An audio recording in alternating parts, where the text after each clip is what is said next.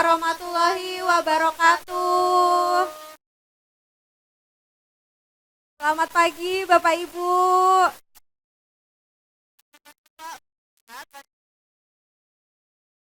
Kok kayaknya masih lemes ya, kurang semangat nih Bapak Ibu. Masih pagi mungkin ya. Mungkin. Tadi belum sarapan atau kepagian mungkin di sini ya. Kita ulang ya Bapak Ibu ya. Selamat pagi semuanya. Sehat Pak, Bu. Nah, udah lumayan semangat nih hari ini nih. Nah, saya lihat antusiasmenya pada hari ini, saya jadi teringat nih, terakhir tim Sevima mengadakan kegiatan di Makassar itu sekitar 2 tahun lalu Bapak Ibu. Lokasinya sama di sini juga, tapi antusiasmenya pada tahun ini semakin luar biasa. Mungkin kita tepuk tangan dulu Bapak Ibu. Nah, tapi mungkin kita tanya dulu kali ya Kak ya ke Bapak Ibu sekalian. Mungkin tadi kesini tujuannya mau ngapain sih gitu, kegiatan yang mau diikutin tuh apa, udah tahu belum? Jangan-jangan nanti tadi kesini nggak tahu mau kemana. Nah ya, iya, jangan-jangan kesini nggak tahu nih tujuannya apa. Mungkin kita tanya ke salah satu dulu ya Bapak Ibu. Kita ke meja sebelah sini dulu, mungkin kepada Bapak yang ada di sini, kira-kira tahu nggak Pak tujuan kita ke sini itu mau ngadain kegiatan apa? Baik, terima kasih. Perkenalkan ya, saya dari IBK Nitro, Institut Bisnis dan Keuangan Nitro. Kita tujuan di sini memang mengikuti BIMTEK ini dengan FGD ini.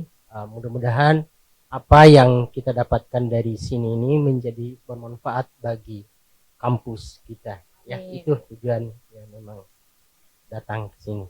Ya, oke, makasih banyak. Bapak, ya betul sekali ya dari tadi sudah disampaikan kalau kegiatan kita pada hari ini itu adalah tentang bimbingan teknis dan FGD atau Focus Group Discussion Bapak Ibu. Kita akan membahas tentang kenaikan jabatan akademik dan juga modul kepegawaian yang ada di Sevima Platform. Nah, acara pada pagi hari ini itu sifatnya diskusi ya Bapak Ibu, jadi diskusi dua arah. Jadi Bapak Ibu boleh banget kalau ada pertanyaan, ada kendala, ada ide atau apapun itu boleh banget disampaikan sehingga nanti pulang dari sini bisa bawa kabar baik mungkin untuk rekan di perguruan tingginya gitu dan bisa bermanfaat di kemudian hari.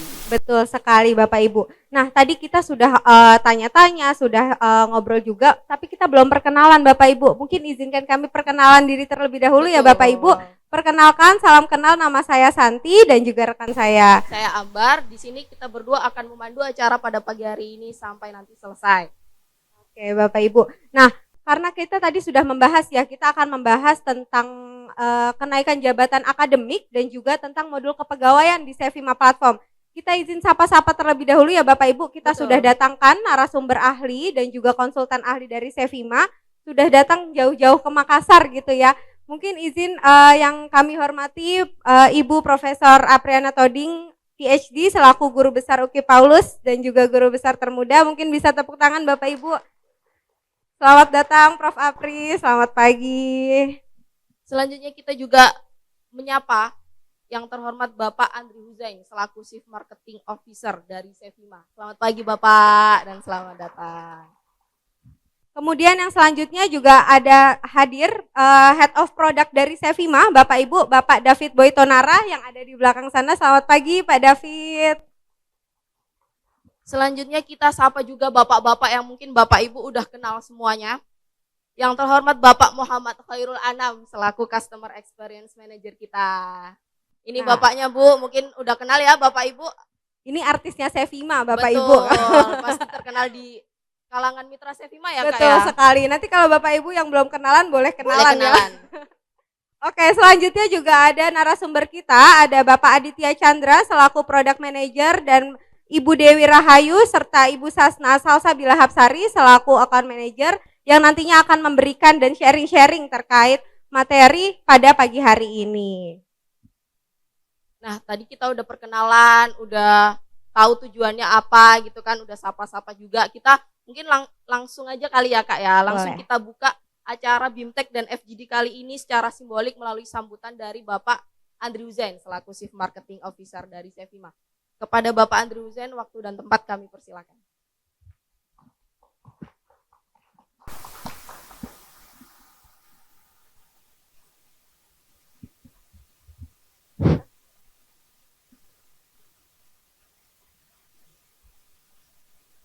Terima kasih Mbak Santi.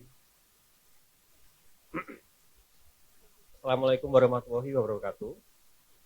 Selamat pagi, salam, Om Swastiastu, Namo Buddhaya, salam kebajikan. Yang saya hormati, Profesor Apriana Toding, M.Eng. Science, PhD, Guru Besar Universitas Kristen Indonesia Paulus, sekaligus Guru Besar termuda di LLDIKTI 9 Sulawesi. Saya juga ingin menyapa para pembicara dari Sevima, Mas Aditya Chandra, Product Manager Sevima, berdiri dong.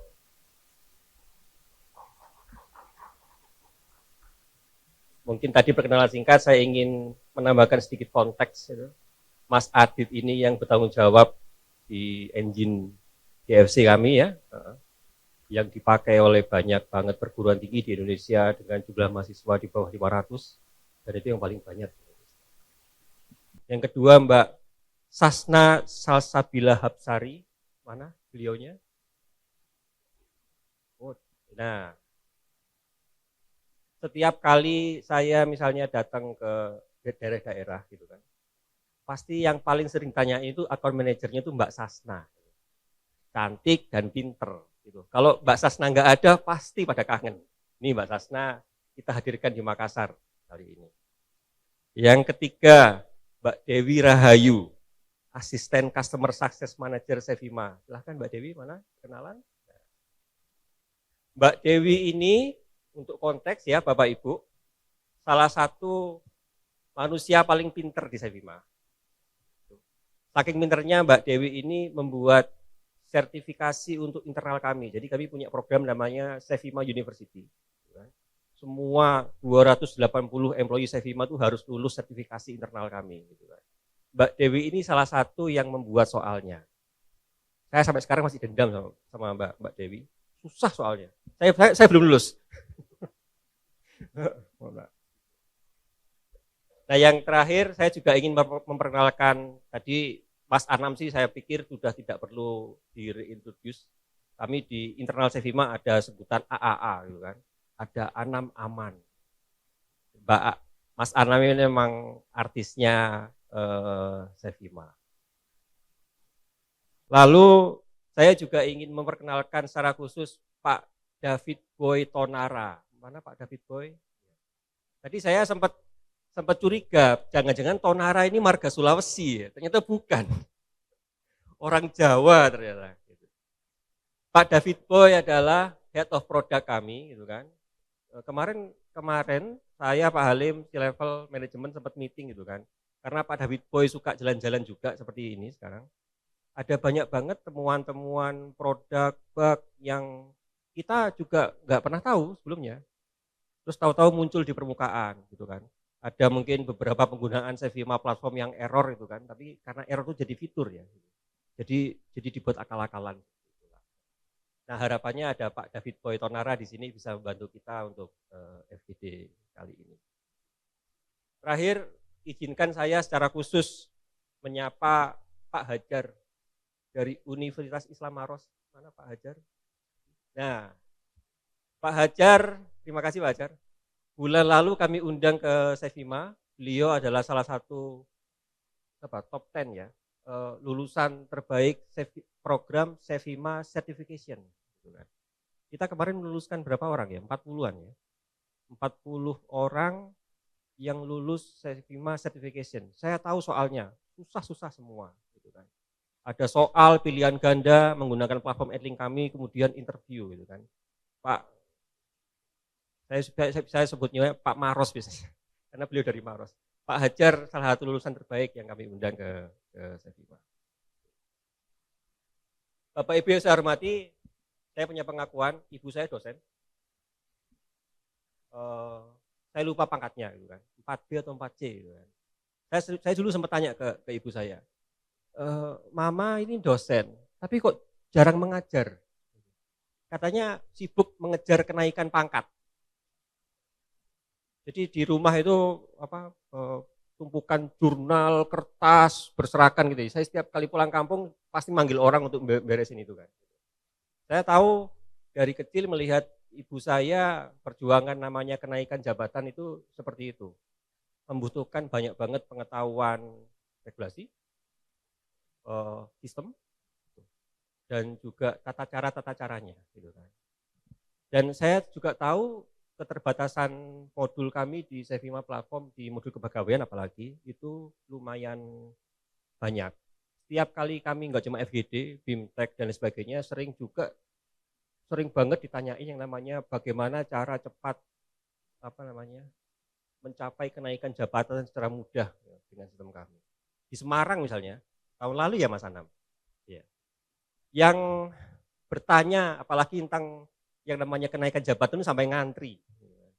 Jadi kami paham benar modul ini adalah modul penting, karena menyangkut hajat hidup orang banyak. Terakhir kata, sekali lagi saya mengucapkan terima kasih kepada seluruh narasumber, panitia 14 orang kami bawa dari Surabaya ke Makassar hari ini.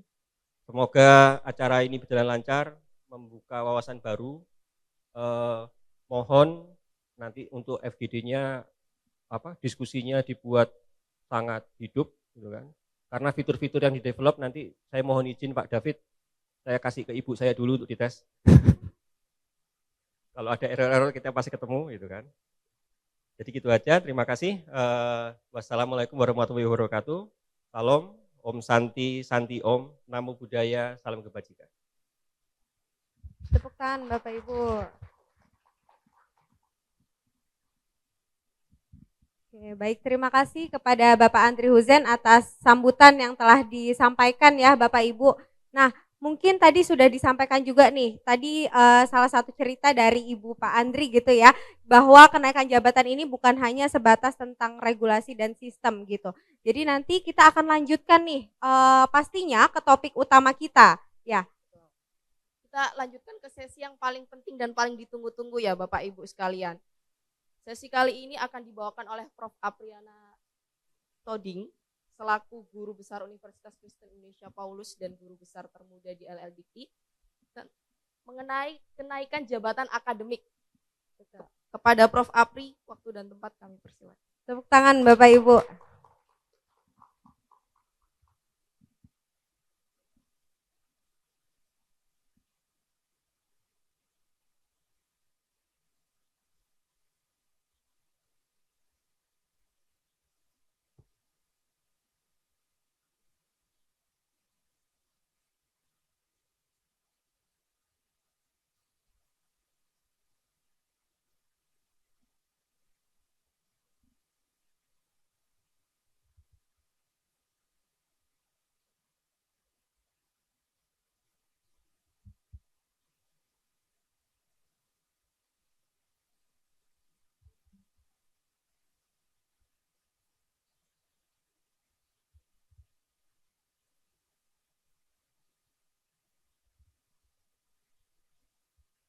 Ya, selamat pagi. Assalamualaikum warahmatullahi wabarakatuh.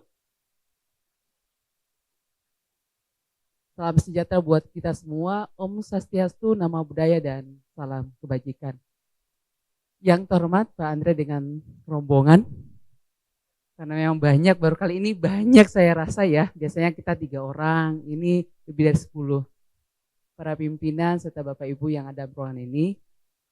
Izin di kesempatan ini, gak mungkin layar ya. Ini kesempatan ini saya akan membawakan terkait dengan materi bagaimana kita punya strategi untuk menyusun dokumen kita terkait dengan kenaikan jabatan. Nah, jabatan yang kita fokuskan hari ini adalah terkait dengan rektor kepala dan guru besar. Nah, karena memang kita masih ada kesempatan mengajukan 1 kali dalam periode ini. Jadi di tahun 2025 ini ada 3 kali pengajuannya. Dan nanti setelah tanggal 15 September, gelombang ketiga akan dibuka. Nah, saat ini lagi sibuk-sibuknya rekan-rekan kita yang mengajukan gelombang kedua kemarin ini untuk revisi. Dan besok terakhir pengajuannya. Oke. Kelihatan ya?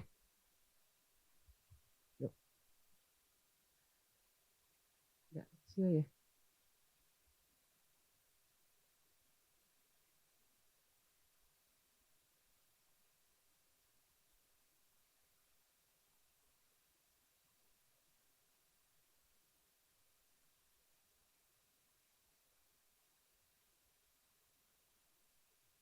Ya itu show ya.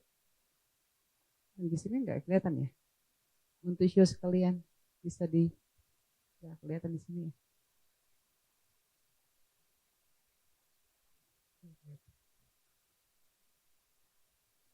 Hah? Ini tinggal show di bawah ini. Nah itu kliknya.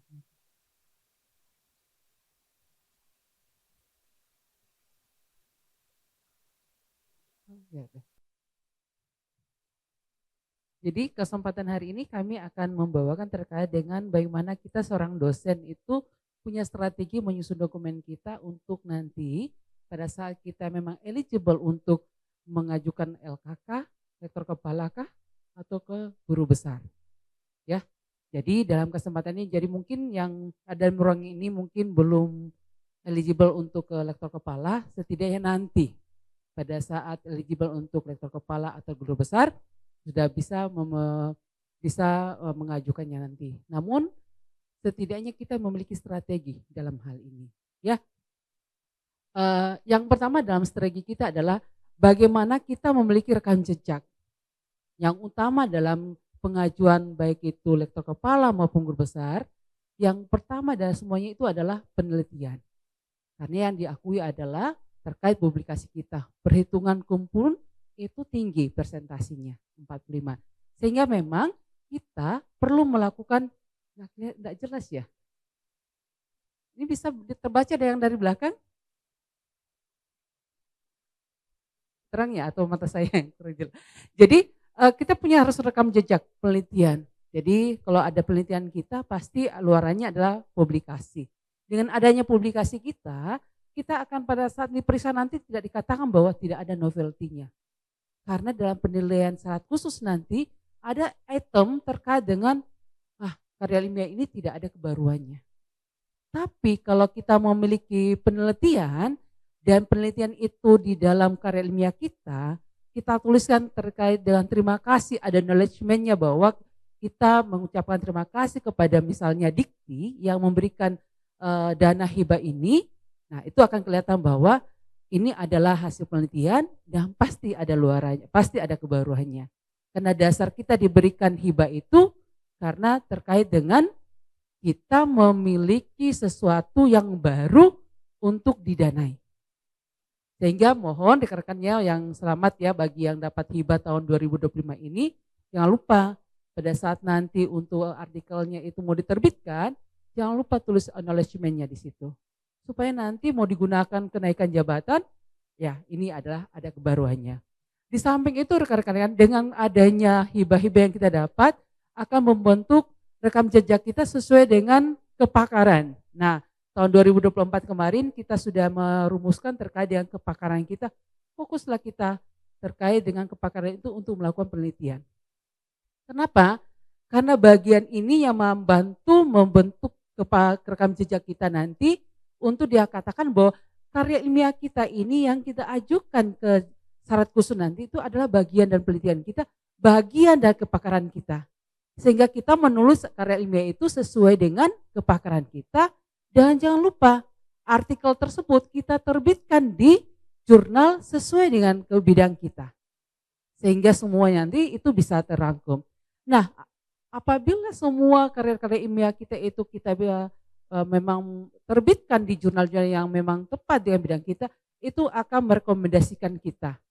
Kami sejak tahun 2015 sampai 2025 kemarin, kami mendapatkan hibah dari Dikti, sehingga terbentuk bahwa di tahun 2019 kami itu diberikan sebagai leader di akademi kami. Selanjutnya di tahun 2020, Dikti mengakui kami sebagai dosen terbaik dalam melakukan penelitian. Dan tahun 2020 kemarin yang kita memang lagi ideaton ya, State at Home, kami di kawasan Timur Indonesia yang mendapatkan ideaton, ide maraton putra-putri Indonesia ya. Dan rekam jejak itu juga yang membentuk kami sehingga pada saat kami mengurus guru besar di Februari 2020 pada saat State at Home, TMT guru besar kami itu 1 Juli 2020. Jadi memang terbentuk karena rekam jejak dari penelitian kita. Nah selanjutnya bahwa Dengan rekam jejak itu kami direcognize dari alumni kami, karena memang kami S2, S3 itu di Curtin University, dan mereka merecognize akan kegiatan-kegiatan kami di Indonesia. Dan kami diberikan penghargaan inovasi di tahun 2023 ini. Jadi rekan-rekan sekalian, di samping kita memang istilahnya melakukan penelitian baik dan benar, jangan lupa kita melengkapi kompetensi kita, jaringan kita. Kami terbentuk dengan adanya kemarin Formin, yang mana level kami baru selesai S3, karena kita tahu bahwa kalau kita baru selesai S3, mempromosikan diri itu agak susah. Sehingga kami yang mempromosikan diri dengan biaya sendiri, buat seminar, dan kami presentasikan. Dan dari situlah kami terbentuk, dan semua teman kami ada 6 orang waktu itu, belum ada yang guru besar, namun di tahun ini semuanya itu sudah guru besar kecuali 1 orang, laki-lakinya belum guru besar. Jadi jaringan juga itu bidangnya kita nggak perlu sama bidang rekan-rekan sekalian. Karena kebetulan saya dari Teknik Elektro UKI Palus, terus ada teman saya dari UMI Kesehatan Masyarakat, terus Pangkep itu, ya Pangkep pasti perikanan ya, Parepare, Unpar Parepare itu pertanian. Kami multidisiplin, tapi kami senantiasa kumpul untuk melakukan penelitian bareng. Ya, artinya bahwa kita diskusi, topiknya beda-beda, tapi kita menyemangati. Sehingga pada tahun ini, terakhir tahun 2024 semuanya kami sudah guru besar 4 orang itu. Jadi di samping juga kita melakukan penelitian, kita juga harus punya jaringan atau community untuk mensupport kita melakukan penelitian itu sendiri. Dan dengan sendirinya kita akan dapat promosi dari kegiatan yang kita lakukan. Sehingga memang di tahun kemarin 2024 LDikti 16 menunjuk kami sebagai tim ahli. Tahun ini LDikti 12 menunjuk kami sebagai tim ahli.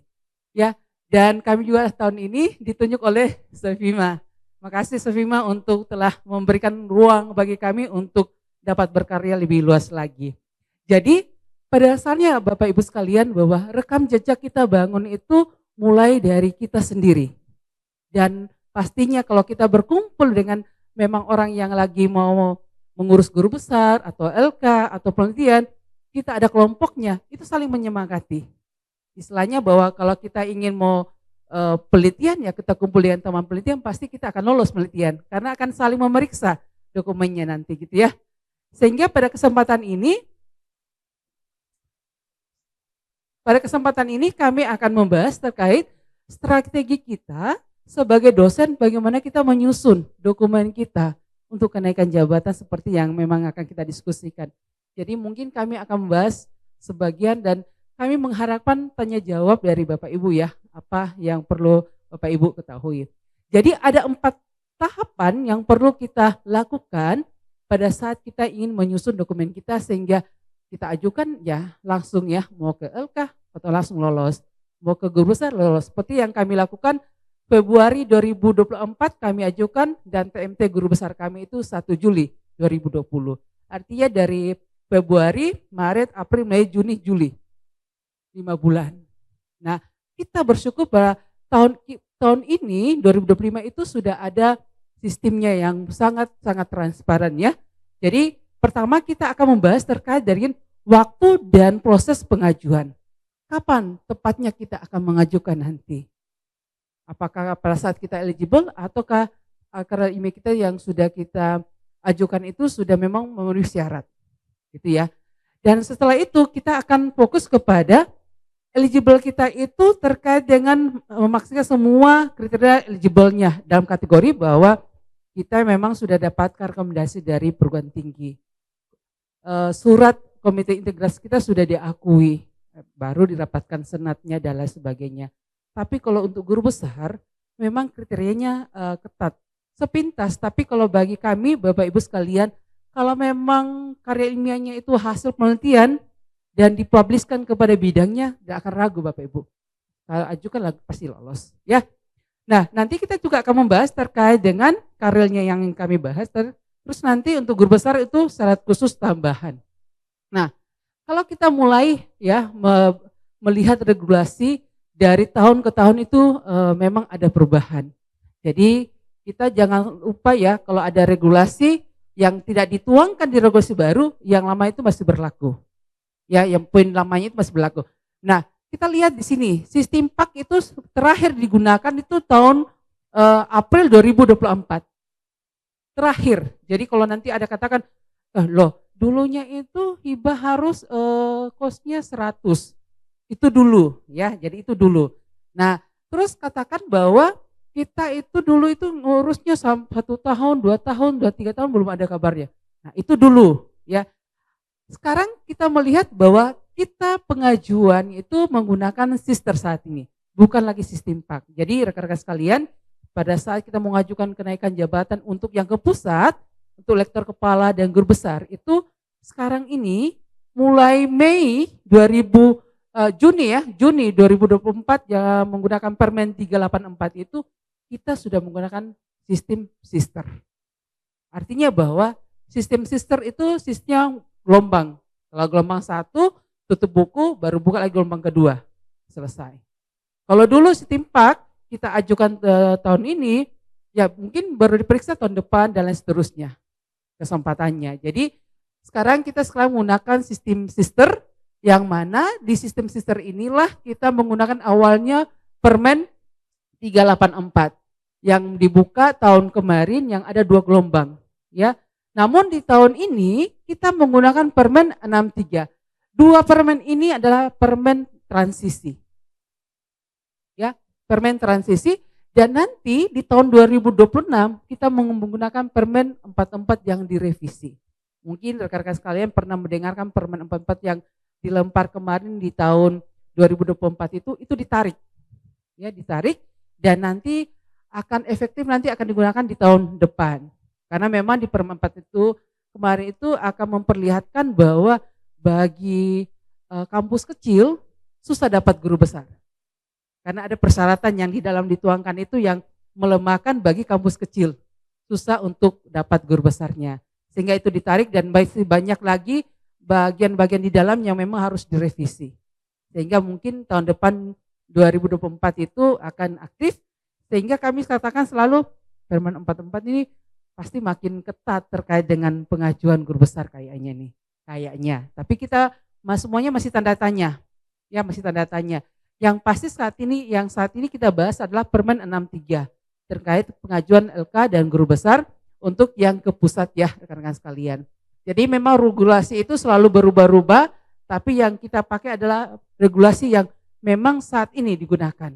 Jadi memang klop ya bahwasanya di tahun 2025 ini regulasi 63 ini digunakan ya sampai Desember nanti. Sampai Desember. Dan tahun 2026 nanti akan digunakan Permen revisi 44 itu sendiri.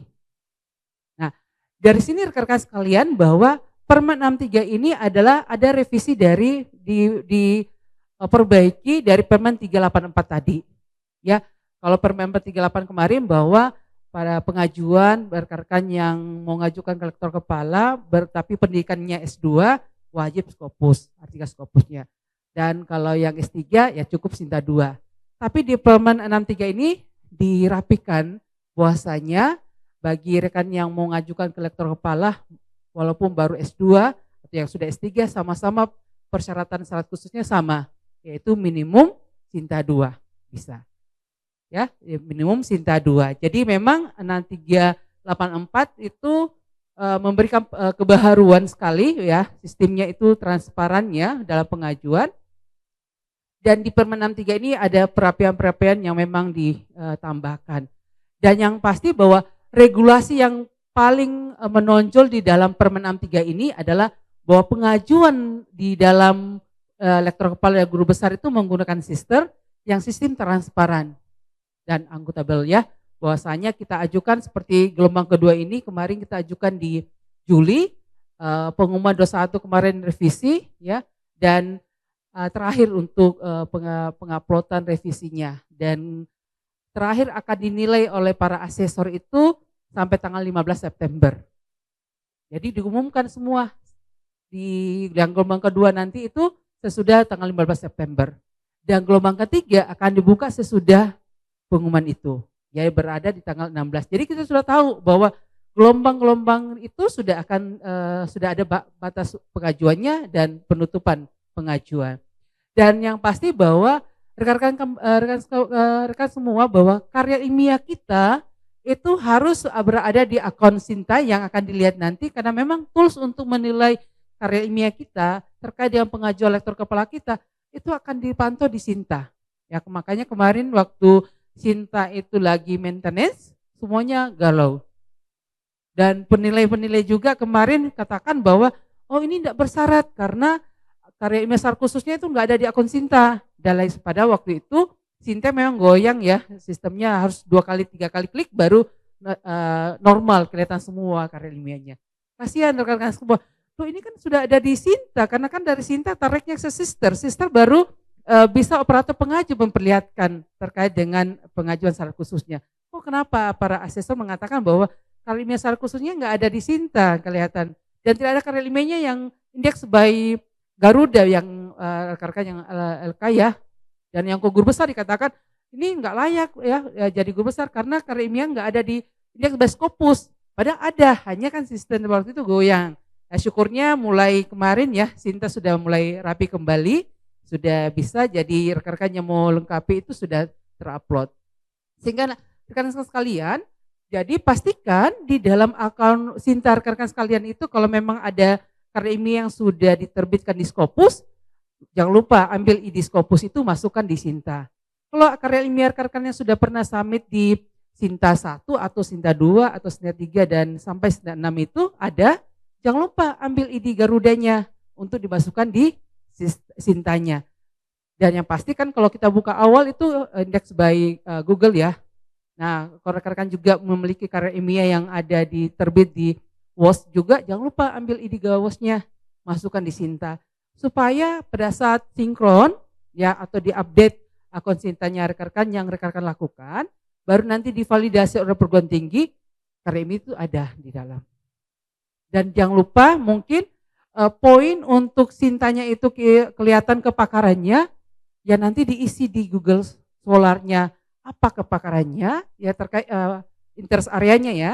Nanti di koma kalau misalnya ada 2 atau 3 silakan. Supaya nanti diupdate, muncul nanti di akun Sintanya terkait kepakarannya. Sehingga nanti dilihat antara kepakaran yang pengajuannya dengan yang nanti link Sinta yang diberikan, klop juga untuk mendukung ya. Tapi tidak wajib. Tapi setidaknya asesor melihat bahwa di dalam Sintanya memang tertulis kepakarannya demikian. Begitu pula yang ada di kelengkapan dokumen untuk pengajuan itu sendiri. Selanjutnya memang di tahun ini 2025 dengan Permen 63 tidak difasilitasi terkait dengan kenaikan pangkat atau dosen juga yang memiliki nomor induk khusus. Yang ada adalah nomor induk nasional saja yang diakomodir di tahun ini. Ya, jadi kalau rekan-rekan katakan bahwa saya ini sudah cukup 850, tapi saya mau urus dulu dari 4A ke 4C saya dulu. Nah, saat ini enggak dilayani, langsung ke guru besar ya. Yang penting kumnya untuk yang PNS itu harus 450 ya nilai konversinya. Sedangkan untuk yang non PNS 850 untuk guru besar. Ini yang memang kemarin banyak yang salah paham ya. Dan kami katakan bahwa memang PNS ini kasihan. Kenapa kami bilang kasihan ya? Kami kebetulan non PNS ya rekan-rekan sekalian. PNS itu kasihan. Karena kenapa? Pada saat tahun 2022 itu nilai konversi mulai dilakukan, dan kalau diajukan lektor kepalanya 2023 itu nilai konversi menjadi 0 nantinya untuk kehitungan ke guru besar. Sehingga rekan-rekan yang dapat LK-nya itu tahun 2023 dia akan menunggu 9 tahun untuk dapat mengajukan guru besar. Kenapa? Karena per tahunnya kan maksimal mereka bisa dapatkan atau mengumpulkan 50. Nah, 50 itu untuk mencukupkan 450 9 tahun. Kalau kita non PNS enak. Dapat LK-nya 2023, 2025 sudah bisa ajukan. Dan ada yang lolos 2 tahun saja.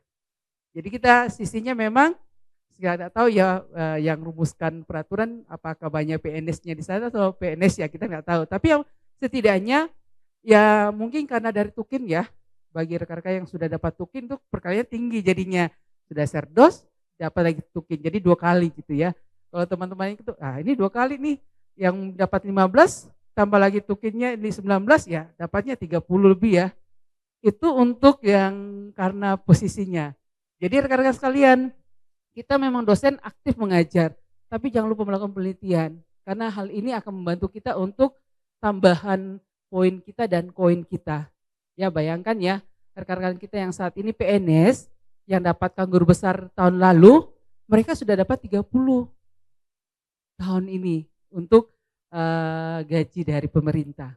Karena serdosnya 15, tukinnya 19 digabung menjadi 34. Banyak ya. Jadi ya rekan-rekan siapkan untuk naik LK dan guru besar ya. Tapi kalau yang non PNS itu masih 15 ya. Karena belum dapat tukin. Tapi ada humor ya tahun depan katakan ada. Ini katakan ada. Jadi itu bagi menyemangati kita ya bagi yang non PNS bahwa nanti kita akan dapat ya. Oke. Nah, di Permen 63 ini juga rekan-rekan sekalian masih diakomodir terkait dengan batas umur pensiun 3 bulan. Terakhir, jadi rekan-rekan kami yang konsultan, bagaimana nih Bu kalau gini? Ya kalau ulang tahunnya Desember tahun depan, terakhir pengajuan September nanti. Karena tahun depan sudah berlaku kembali batas pensiun ajuan itu 1 tahun. Jadi yang mau pensiun nanti Desember ini dan pensiun tahun depan sama-sama cuma akan punya kesempatan pengajuan September 2025 ini. Kemarin ada yang mau pensiun itu Oktober tahun 2026 sorry. Dia katakan nanti aja Prof karena ini. Loh, kamu nggak ajukan nanti tahun depan. Memang kamu pensiun tahun berapa? Seluruh tahunnya Oktober 2006 masih ada Prof. Ya masih ada untuk pengajuan terakhir kamu September ini. Kok bisa?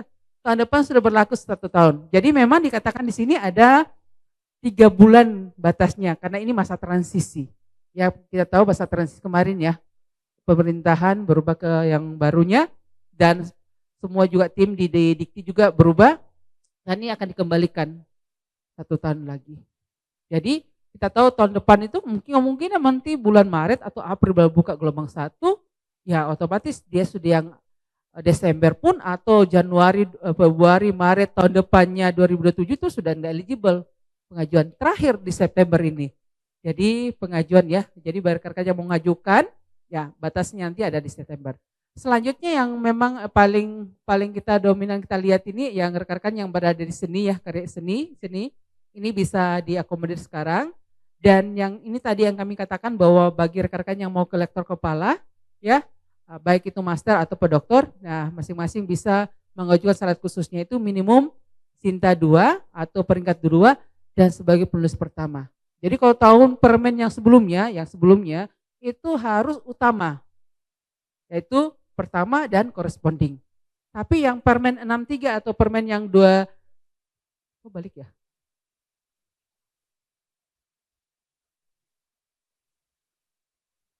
Jadi yang permen sebelumnya, tapi permen 384 dan permen 63 ini memang sekarang menggunakan terkait dengan penulis pertama.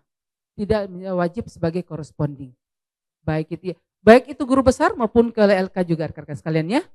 Nah, selanjutnya memang di sini ini yang baru ya, kalau permen yang 384 kemarin itu harus kalau misalnya rekan-rekan baru selesai S3 dan di bawah 3 tahun selesai S3 dan memang eligible mengajukan wajib 2 karya ilmiah syarat khusus yang dimasukkan.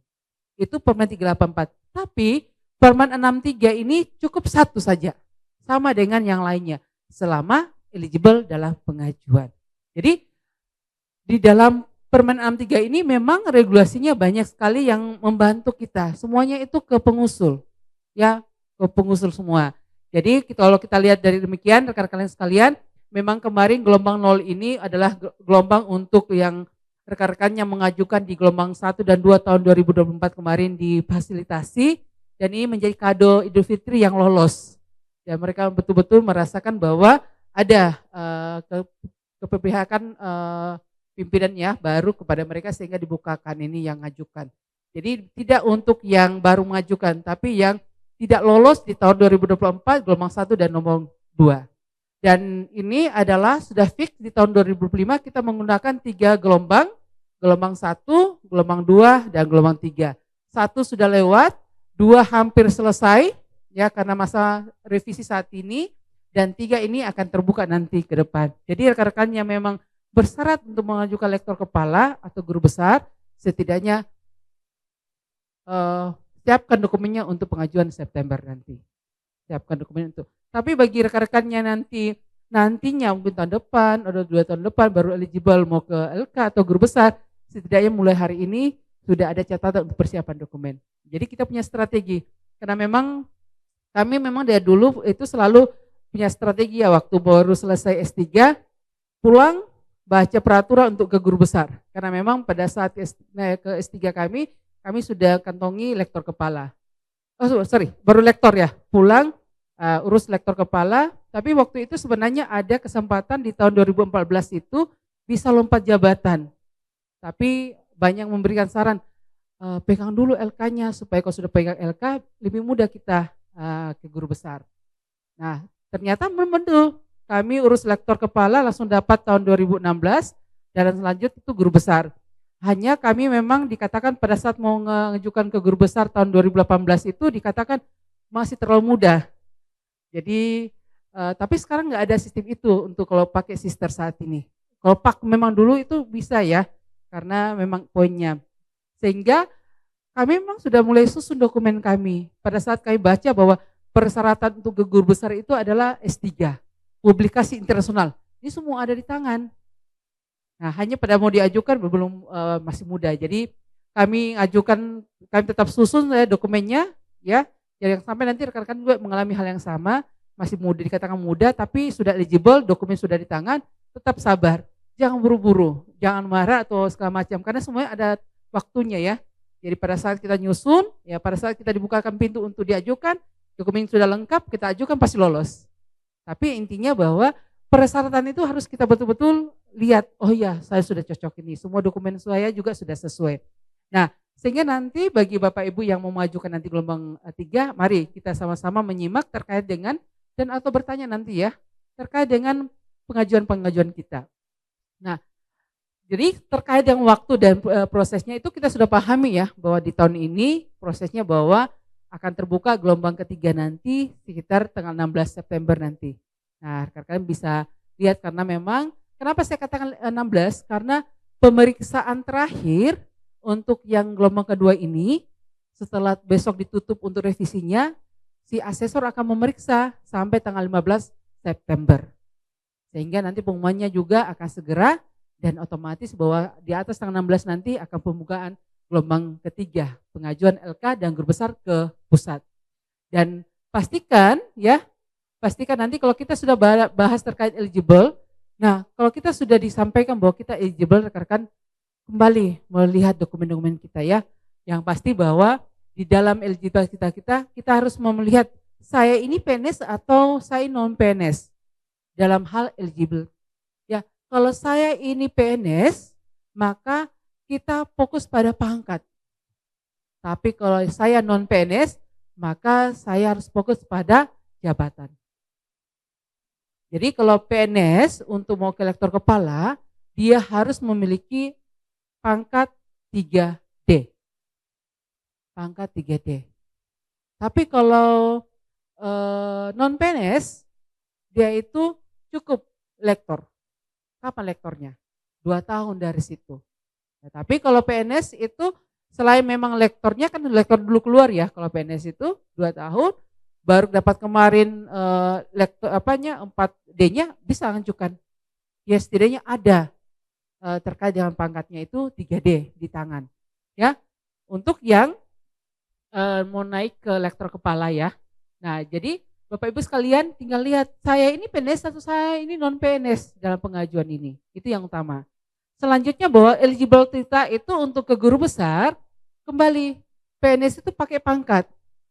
Non PNS itu pakai jabatan. Jadi pastinya bahwa jabatan saya itu, saya non PNS itu ada lektor kepala sudah lebih dari 1 tahun. Maka saya eligible untuk pengajuan. Tapi kalau PNS walaupun dia sudah lebih 2 tahun lektor kepalanya tapi 4A-nya itu belum di tangan, belum eligible.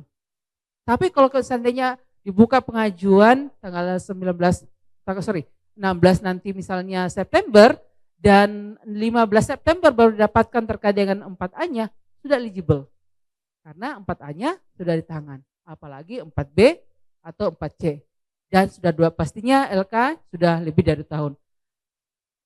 Namun baik itu PNS maupun non-PNS, masing-masing itu harus sudah mengabdi 10 tahun minimum.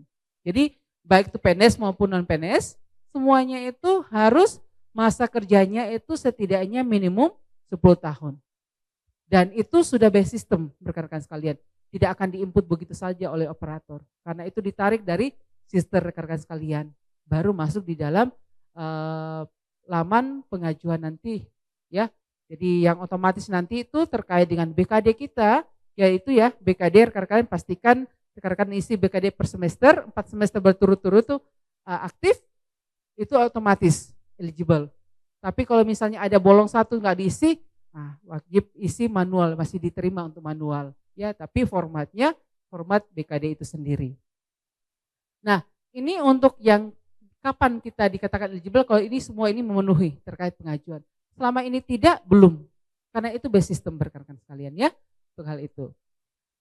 Nah, sehingga kita selesai di eligible, baru kita nanti masuk sekarang ini adalah poin syarat khusus ya, karir syarat khusus. Nah, baik itu mau ke LK maupun guru besar, pastikan bahwa syarat khusus kita ini betul-betul memenuhi syarat ya. Karena saat ini bahwa kalau kita mau ke LK cukup satu ya, yang diperiksa pusat itu cuma satu karya ilmiah Bapak Ibu sekalian, yaitu karya ilmiah yang paling kita jagokan. Sehingga nanti rekan-rekan pastikan bahwa karya ilmiah yang saya jagokan ini adalah karya ilmiah yang memang saya penulis pertama, ya mau ke LK saya penulis pertama, terbit di Sinta 2 minimum, atau Sinta 1, atau Scopus ya, ini minimumnya Sinta 2 rekan-rekan sekali. Jadi bisa naik ke Sinta 1, atau yang indeks by Scopus, dan selanjutnya itu bahwa saya sebagai penulis pertama diperiksa bagus-bagus ya. Nah kalau mau ke guru besar ya pastikan itu wajib terbit di Scopus atau WOS ya. WOS masih diakui kalau di dalam rubriknya, WOS masih diakui. Tapi indeksnya itu harus diperhatikan ya terkaitnya. Nah kalau di atas 0,1 ini SJR-nya mah Q4 masuk ya rekan-rekan sekalian ya. Jadi kita harapkan bahwa kalau bagusnya berada di Q3 supaya lebih pas ya, nanti tidak dikatakan lagi oh ini masih Q4 0,1, padahal ini sebenarnya sama dengan 0,1 itu adalah Q4 masuk terkait dengan pengajuan. Jadi rekan-rekan sekalian pastikan karena email rekan-rekan semuanya itu pada mengajukan lektor kepala dan guru besar ya sebagai penulis pertama. Tidak wajib corresponding. Jadi kalau dikatakan, loh ini saya cuma penulis pertama bukan corresponding. Kalau sudah pertama nggak apa-apa. Nanti bukti correspondingnya tinggalkan. Biasanya kalau para correspondingnya kita kan tetap kita dilanjutkan emailnya ya, selama email kita itu dimasukkan. Nah biasanya rekan-rekan yang corresponding lupa masukkan emailnya semua penulis sehingga tidak ada forward ke mereka. Tapi kalau nggak ada ya minta tolong sama corresponding mengumpulkan bukti-bukti corresponding kita nantinya. Jadi rekan-rekan sekalian kalau memang sudah ada dan memang cuma satu artikel kita yang akan dibaca.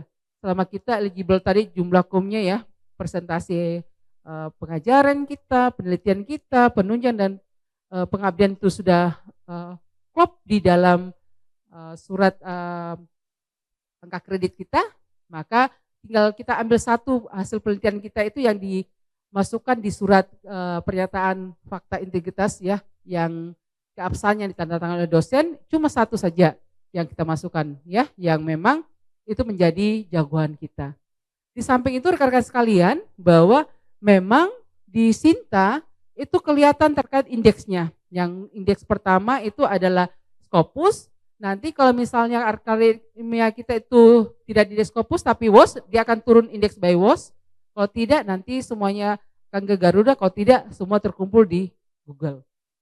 Gitu ya. Kalau kita lihat di Sinta kita itu ada tahapan ya, Scopus dulu, baru WOS, baru Garuda, baru Google. Jadi kalau rekan-rekan katakan bahwa karya ilmiah saya ini indeks by Scopus terbit di jurnal di jurnal yang memang diindeks by Scopus. Tapi pada saat diperiksa oleh asesor dan berada di Google, potensinya itu adalah karya ilmiah ada 2 macam. Satu, rekan-rekan belum update Sintanya sehingga karya yang indeks by Scopus yang ada di akun Scopusnya rekan-rekan itu belum tertarik ke Sinta. Kedua, bahwa memang karya ilmiah itu terbit di jurnal cloning. Jurnal yang diajukan ke kita itu yang kita katakan bahwa itu Scopus, tapi ternyata pada saat mau terbit kan dia buat OJS baru. Nah, ini banyak pengalaman rekan-rekan. Saya cerita satu pengalaman. Ada rekan kami yang ingin memberikan surprise kepada kami waktu itu. Jadi pada saat dia dapat email dari asumsinya bahwa itu dari pengelola Scopus by email, dia itu langsung submit artikel by email. Nah, prosesnya itu pada saat sudah di linknya memang cocok, SJR-nya cocok, Scopusnya cocok, IST-nya cocok ya, yang ada di emailnya. Tapi pada saat sudah proses-proses berjalan dan dia sudah masuk dalam tahap proofreading, disampaikan sampai proofreading, memang historinya sama sekali. Dan sampai dia bayar, setelah bayar tuh dikatakan sudah publish dan dikasih linknya publishnya dan dibuka, sudah terbuka dan ada. Baru disampaikan ke kami, tapi dia belum sampaikan terkait artikel saya sudah terbit di jurnal yang indeks Scopus. Oke. 1 minggu, 2 minggu dia tunggu, pas 1 bulan dia tunggu mulai gelisah. 2 bulan dia tunggu makin gelisah. Pada saat bulan ketiga itu baru dia sampaikan ke kita. Saya ini kok terbit artikel saya dikatakan di Scopus. Tapi kok sudah 3 bulan belum ada di Scopus. Di akun Scopus saya. Nah, terus kami langsung buka, sini kita sama-sama lah. Kan kita kan saling diskusi. Kita buka mana artikel kamu, mana linknya, buka. Nah, dia terbitnya per bulan. Jadi value dan nomor itu 1 sampai 12. Artinya tiap bulan terbit si jurnal ini yang dia tempatnya. Dia berada di bulan kelima waktu itu. Pas di bulan kelima kita di nomor kelima kita klik. Lebih dari 200 nih artikel per nomor nih. Oke. Jadi kalau hitung 200 per nomor, jadi kalau misalnya dia itu 12 kali, artinya artikel ini lebih dari 2.400 karena ditotalkan 6 tahun. Pas kami buka akun Scopus, kita semua bisa lihat ya. Tapi kalau yang mau lihat artikelnya dalam yang punya berbayar. Tapi kalau tidak berbayar kita bisa lihat jumlahnya. Per tahun si jurnal ini terbitnya berapa di Scopus. Nah ternyata itu cuma 50 per tahun terbitnya.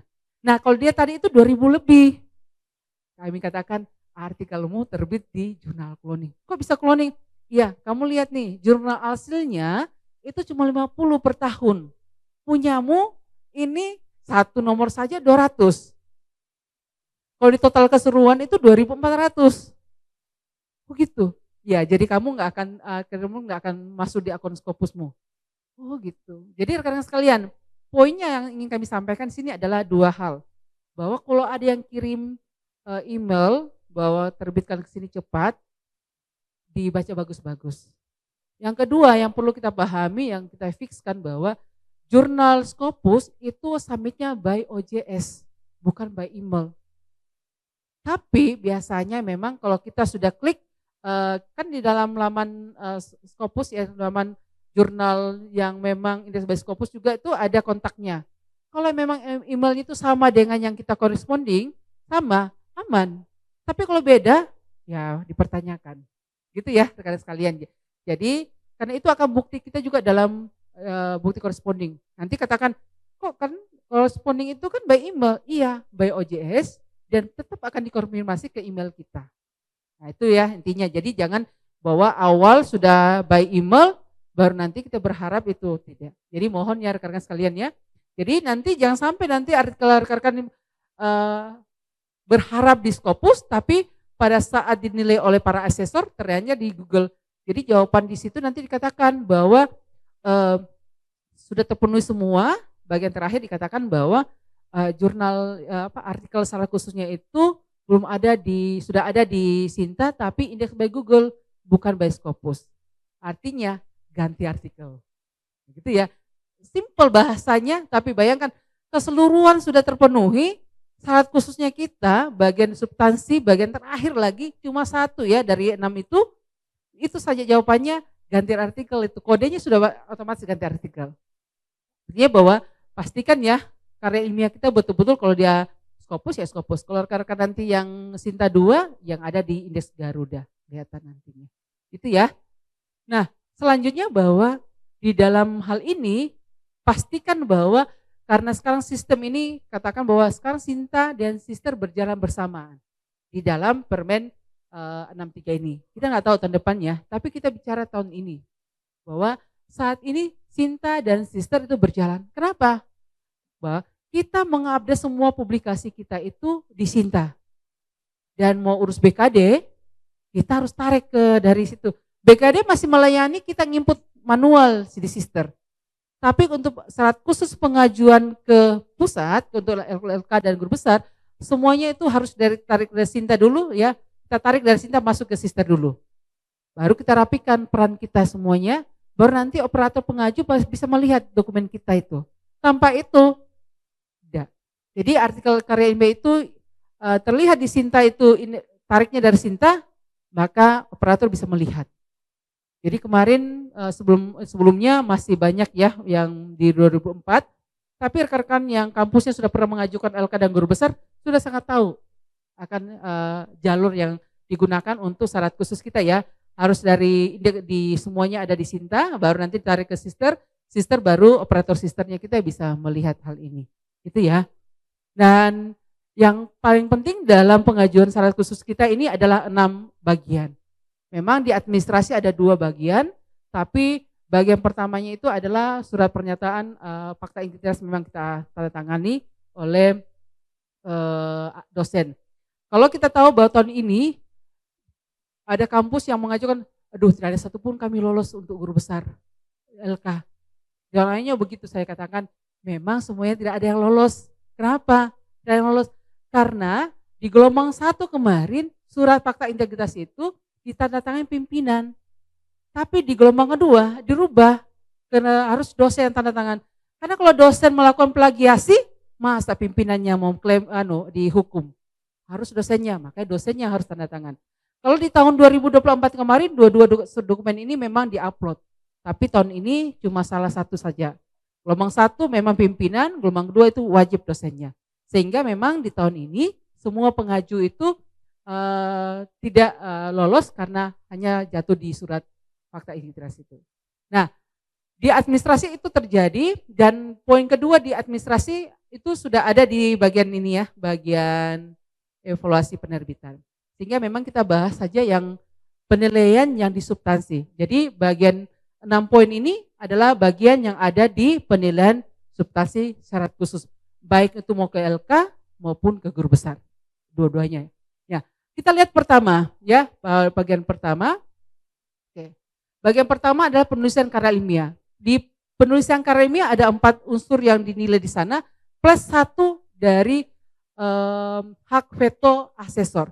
Selama asesor itu mengatakan bahwa itu tidak memenuhi dan ada catatannya, maka tidak memenuhi. Nah, pertama di dalam penulisan karya ilmiah ini adalah apakah karya ilmiah ini pakai template dari jurnal tersebut atau tidak. Apakah tulisannya di dalam karya ilmiah tersebut dapat dibaca atau tidak. Ya, kalau yang dikatakan tidak baca ya kita ada gambar tapi rabun-rabun. Paling banyak itu terjadi bagi rekan-rekan yang memuat terkait dengan gambar atau gambar peta ya, karena bagian ujungnya di bawah itu terkait dengan petunjuk dan peta itu nggak bisa dibaca. Jadi memang itu harus jelas terbaca. Selanjutnya bahwa penulisan karya ilmiah ini yang paling banyak yang gugur itu adalah terkait dengan sitasi. Sitasinya harus full, artinya bahwa ada 10 sitasi yang kita gunakan di dalam substansi, maka listnya di dalam daftar pustaka ada 10. Mungkin rekan-rekan mengatakan pasti ada lah. Kalau bagi rekan-rekan yang menggunakan Mendeley, itu potensi juga tidak muncul semuanya apabila pada saat sudah selesai, baru kita lakukan edit-edit, lupa kita update.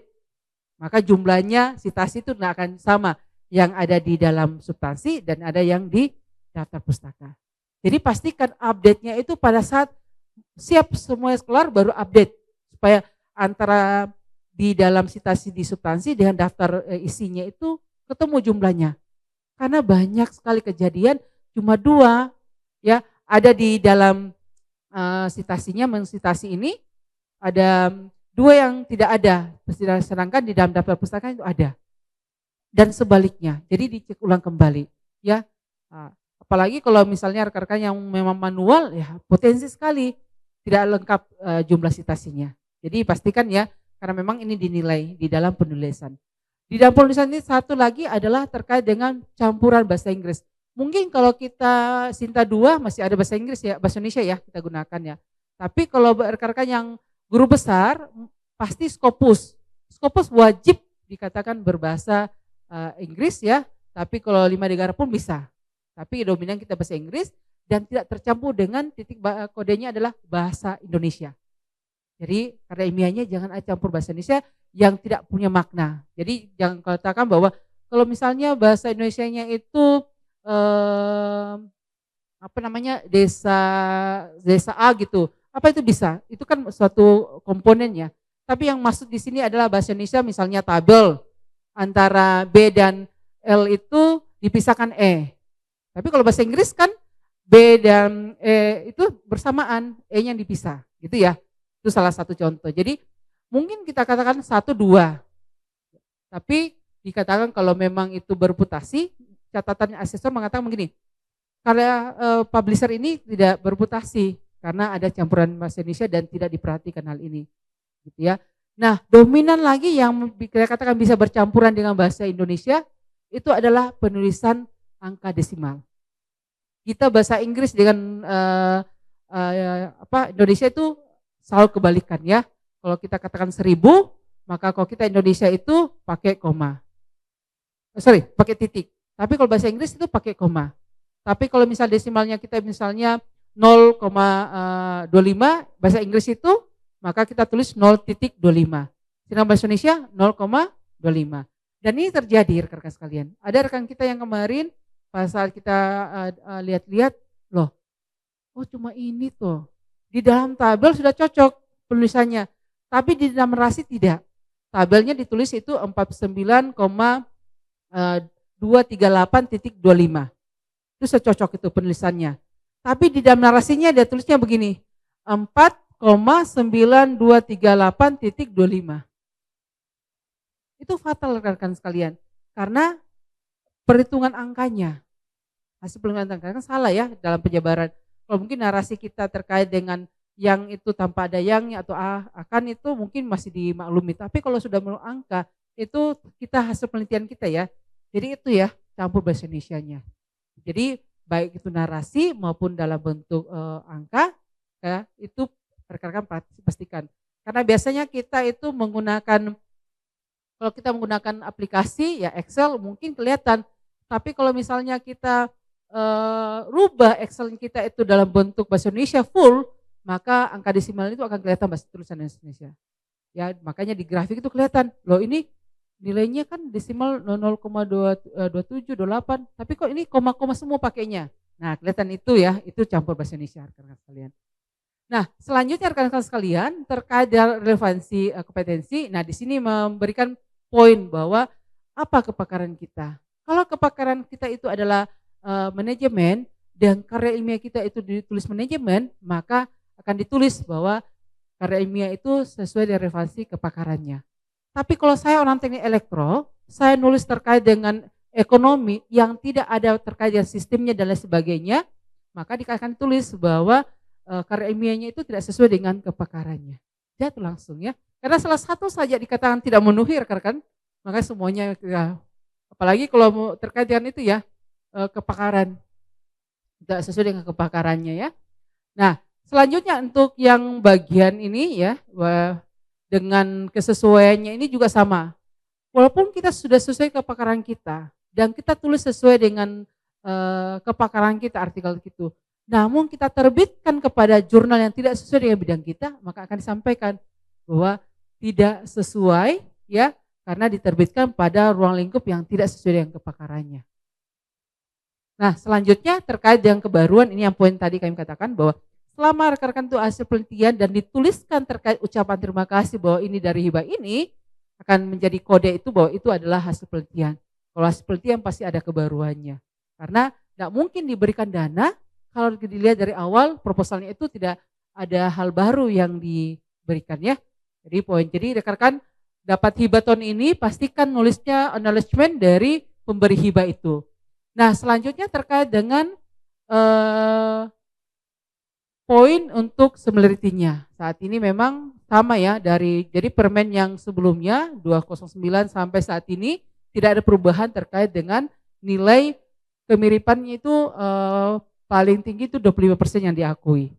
Tapi yang ingat lagi rekan-rekan sekalian, itu per itemnya itu tidak lebih dari 3%. Nah, itu menjadi catatan nanti ya kalau cek similarity, kalau misalnya ada 4%, nah coba itu kenapa 4%?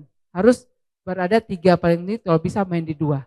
Ya per itemnya ya yang kita pakai. Supaya nanti tidak. Tapi di sini juga rekan-rekan sekalian akan dilihat bahwa artikel kita itu akan diperiksa orang yang bidang kita. Kalau kelihatan ada data-data kita tambah-tambahkan, nah maka itu plagiat. Mereka akan tahu ya. Apalagi mungkin pembimbing kita waktu S3 dan lain sebagainya. Nah, yang terakhir di sini adalah bukti corresponding. Rekan-rekan sekalian, memang kalau semuanya terpenuhi semuanya ya, sudah ada di Scopus, tintanya kita ya dan lain sebagainya. Tapi kita nggak ada bukti correspondingnya, maka karena email itu harus diganti. Sehingga memang di dalam bukti corresponding inilah penentu juga merupakan penentu bahwa apakah correspondingnya kita sudah ada bagian awal, terus bukti si editor kirim catatan-catatan para reviewer, terus kita merespon terkait catatan reviewer itu, baru ada bukti accepted-nya dan ada bukti publish-nya. Kalau publish kan kita tinggal download ya artikel kita. Tapi biasanya kalau buat catatan bukti corresponding, artikel sekarang kan sudah ada terkait dengan kapan diterimanya, kapan revisi, kapan accepted, kapan publish. Jangan sampai tidak ketemu dengan catatan yang kita lampirkan. Ya itu dipastikan sama. Karena kemarin juga disuruh ganti artikel gara bukti correspondingnya dan yang ada di artikel tidak ketemu tanggalnya. Itu juga menjadi perhatian rekan-rekan sekalian ya. Nah, jadi di dalam syarat khusus kita 6 poin ini yang menjadi poin yang akan kita amati nanti agar pada saat pengajuan kita udah semua terpenuhi, maka kita lebih tenang ya dalam pengajuan kita. Selanjutnya bagian terakhir adalah syarat khusus dan ini untuk guru besar saja, bahwa di dalam syarat khusus itu dari permen sebelumnya sampai sekarang tidak ada perubahan. Hanya di permen 2024 ya 384 dan 63 itu dia tidak mempermasalahkan kalau misalnya kita mengambil terkait nomor 1. Karena 1 sampai 4 kita pilih salah satu saja. Ya hibah kompetitif nasional ya daerah ya nasionalnya ya ini semuanya. Poinnya adalah tidak memperhitungkan terkait jumlah dana yang diberikan. Jadi kalau di permen sebelumnya itu minimal 100. Tapi kalau yang permen 384 dan permen 63 yang saat ini kita gunakan itu tidak mempermasalahkan terkait jumlah nominalnya ya. Yang penting bahwa kalau misalnya kita dapat dari hibah dikti dan ada di Sinta kita itu lebih aman sekali. Kenapa? Karena memang di dalam Sinta kita bagian penelitian kita itu akan kelihatan judul, terus kita dapat di situ sebagai ketua. Nah memang dalam hibah ini wajib sebagai ketua. Karena di dalam persyaratan ini juga hibah itu bukan dari perguruan tinggi kita, harus dari luar ya. Nah yang memudahkan kita sekali kalau kita dapat hibah. Jadi kemarin yang hibah diakui di dikti itu kecuali magister dan doktor. Karena itu diasumsikan itu bagian dari untuk mensupport publikasi kita. Kalau magister itu mahasiswa yang harus menjadi ketuanya, bukan kita. Jadi kalau kita ketua, tidak akan diakui. Kalau yang doktor karena itu bagian dari disertasi ya, jadi tidak diakui. Di luar dari itu diakui. Berapapun jumlahnya, PDP yang 25, 20 kemarin itu diakui, banyak yang sudah lolos untuk menggunakan hal itu ya. Atau misalnya rekan-rekan mau menggunakan pembimbingan dokter ya, menjadi pembimbing ini, maka bukti mahasiswa tersebut sudah selesai dengan ada lembaran pengesahan. Kalau yang kita gunakan yang 3 ini, ya, memang harus bidang kita sesuai kepakaran kita yang mahasiswa tersebut judulnya diuji, dan juga ada bukti berita acara bahwa kita hadir. Karena memang banyak, siapa tahu kita diundang, kita tidak laksanakan tugas kita. Kita lagi di legislator lain, sehingga berita acaranya orang lain yang tanda tangan, bukan kita. Jadi ini yang pastikan bahwa rekan-rekan yang mau mengajukan nantinya memilih terkait dengan menguji 3 mahasiswa doktor, maka harus ada surat undangan dan lembaran pengesahan itu selesai, dan yang pasti terakhir ada bukti berita acara dari saat kita ujian. Itu ya dengan nilainya.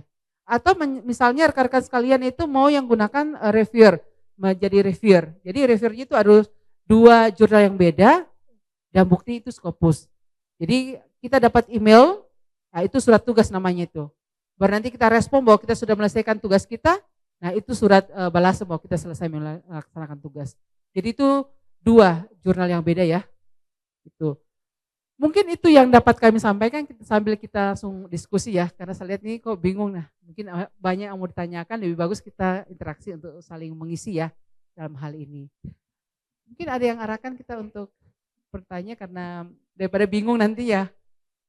Oke, silakan. Oke, baik, terima kasih Prof. Apri. Mungkin kita buka untuk sesi tanya jawab ya Bapak Ibu. Silakan. 3 pertama ya.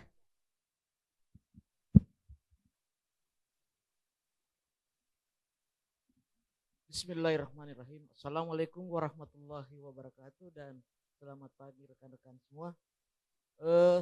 Menarik sekali apa yang memberikan penjelasan tentang khususnya ini Prof, saya untuk pengurusan LK-nya nanti. Saya bercerita dulu, saya ini katanya dari pihak PDPT bulan 10 baru bisa karena lektor saya itu bulan 10 keluar tanggal 1 Oktober ya. Dan alhamdulillah juga menang hibah 2024 dan 2025 fundamental, alhamdulillah. Dan yang 2024 itu saya sudah menerbitkan Scopus ketiga, itu mungkin bisa jadi misalnya modal untuk saya untuk masuk ke artikel tadi yang sudah disebutkan oleh Prof ya. Yang ingin saya tanyakan ini Prof, karena saya juga baru masukkan beberapa di Sinta saya itu, kan Sinta saya pada saat ini sekarang sudah 1.800. Kemudian saya mau tarik di sister itu katanya tidak terkonek itu Prof. Jadi apakah yang sister ini saya perbaiki dulu atau gimana Prof? Karena di sister saya sudah masuk semua mulai dari jurnal saya Scopus, kemudian apapun itu, saya mau tarik di sister sudah tidak bisa Prof. Itu yang pertama. Kemudian yang kedua itu, yang tadi persyaratannya itu untuk LK, karena saya juga kebetulan pengurusan LK nanti katanya bulan 10 karena 2 tahun itu ada aturannya begitu Prof. Yang ingin saya tanya kedua itu,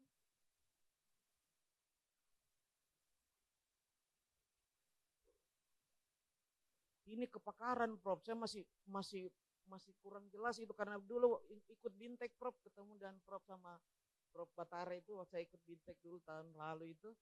Saya tanyakan sama mengenai kepakaran saya kan agribisnis Prof, jadi multidisiplin, jadi perpaduan antara ekonomi dan pertanian, jadi dia multidisiplin. Kemudian saya mengajar di Universitas Indonesia Timur, maaf dulu saya perkenalkan ya, sorry, jadi nama saya Dr. Mardia SPMSI dan kebetulan mengajar di Universitas Indonesia Timur dan prodi saya di Magister Manajemen. Kebetulan saya agribisnis Prof, jadi kebakaran saya ini saya pertanyakan bagaimana saya nantinya ini. Tapi yang Scopus saya yang ketiga baru-baru terbit ini karena hibah penelitian, saya penulis pertama, saya masukkan di BioPlus karena berkaitan dengan rumput laut, kemudian ada manajemennya, ada pemasarannya. Apakah itu sesuai dengan kepakaran saya Prof atau gimana itu Prof? Itu jadi pertanyaan saya juga itu karena sudah data berkas-berkasnya sudah lengkap, tinggal yang ini nanti insya Allah bulan 10 sudah saya bisa upload di sister saya Prof. Ya. Kemudian yang ketiga Prof, mudah-mudahan karena Prof juga kan saya baru dengar, saya kira Prof maaf Prof, kita dosen Kopertis ternyata masih dosen swasta Prof ya. Kopertis ya. Kita dosen Kopertis. Ya swasta. Jadi mudah-mudahan rekan-rekan semua bisa berdoa, mudah-mudahan diaminkan ini yang khususnya dosen swasta PTS, mudah-mudahan yang mengabdi 20 tahun bisa dijadikan juga bisa pensiun Bapak Ibu. Itu kita harapkan karena kita tahu bagaimana kondisi dosen swasta sekarang. Mungkin Ibu sudah rasakan itu. Jadi mudah-mudahan doakan, mudah-mudahan ada kebijakan regulasi dari Prabowo ini yang mengabdi 20 tahun bisa mendapatkan pensiun seperti juga PNS. Amin ya Rabbal. Terima kasih Bro. Amin. Oke, jadi saya fokus dulu terakhir ya. Saya satu dulu ya, yang sampai lupa nantinya ya. Jadi kalau rekan-rekan kepakaran ya dirumuskan itu dari kalau rekan-rekan itu S3. Kalau misalnya S3 dulu ya, karena ini S3 mau lektor kepala, mau guru besar. Kalau S3 lihat disertasinya itu judulnya apa. Terus itu dia di prodi apa waktu S3. Nah selanjutnya itu dia di prodi apa pada saat mengajar saat ini, home base-nya. Nah selanjutnya itu adalah mata kuliah yang diajarkan. Baru dilingkan semua dengan karya ilmiahnya. Kalau tadi ini ribet nih, kenapa ribet ya? Agrobisnis. Itu pertanian ya? Nah itu pertanian. Tapi ngajarin di manajemen, ya enggak? Jadi kalau kebakarannya ini mau S3-nya bidang apa waktu itu? Oke. Ini yang agak rumit ya untuk membahas. Jadi kalau dia nulis karya ilmiah terkait ada agrobisnisnya nanti, itu akan dikatakan tadi bagian poin kita yang ke relevansinya itu terpenuhi. Dan nanti publish di bagian juga agrobisnis, itu akan terpenuhi ruang lingkup artikelnya. Tapi kalau saat ini, walaupun Kisatur karena sekalian, ditulis multidisiplin sub areanya tidak diakui. Kenapa? Karena dikatakan mana ruang lingkupnya. Enggak ada, itu multidisiplin, artinya enggak diakui. Karena Helion itu adalah jurnal multidisiplin. Q1 memang. Tapi tahun 2023 dia itu sudah menerbitkan sekitar 3.000 per tahun. 2024 itu 17.000. 2025 pertengahan kemarin sudah kita lihat kemarin itu sudah 10.000. Apakah itu layak? Jurnal yang Unhas, yang hukum, per tahun itu 25 dan konsisten 25, dan itu yang diakui. Jadi kalau jurnal-jurnal lihat juga rekan-rekan, jangan sampai nanti potensi nanti discontinue, karena tiba-tiba biasanya itu cuma 50 per tahun, tiba-tiba itu 1.000 lebih. Nah itu signifikan perubahan, sehingga nanti dikatakan usulan karya ilmiah nggak layak karena terbit pada jurnal predatory.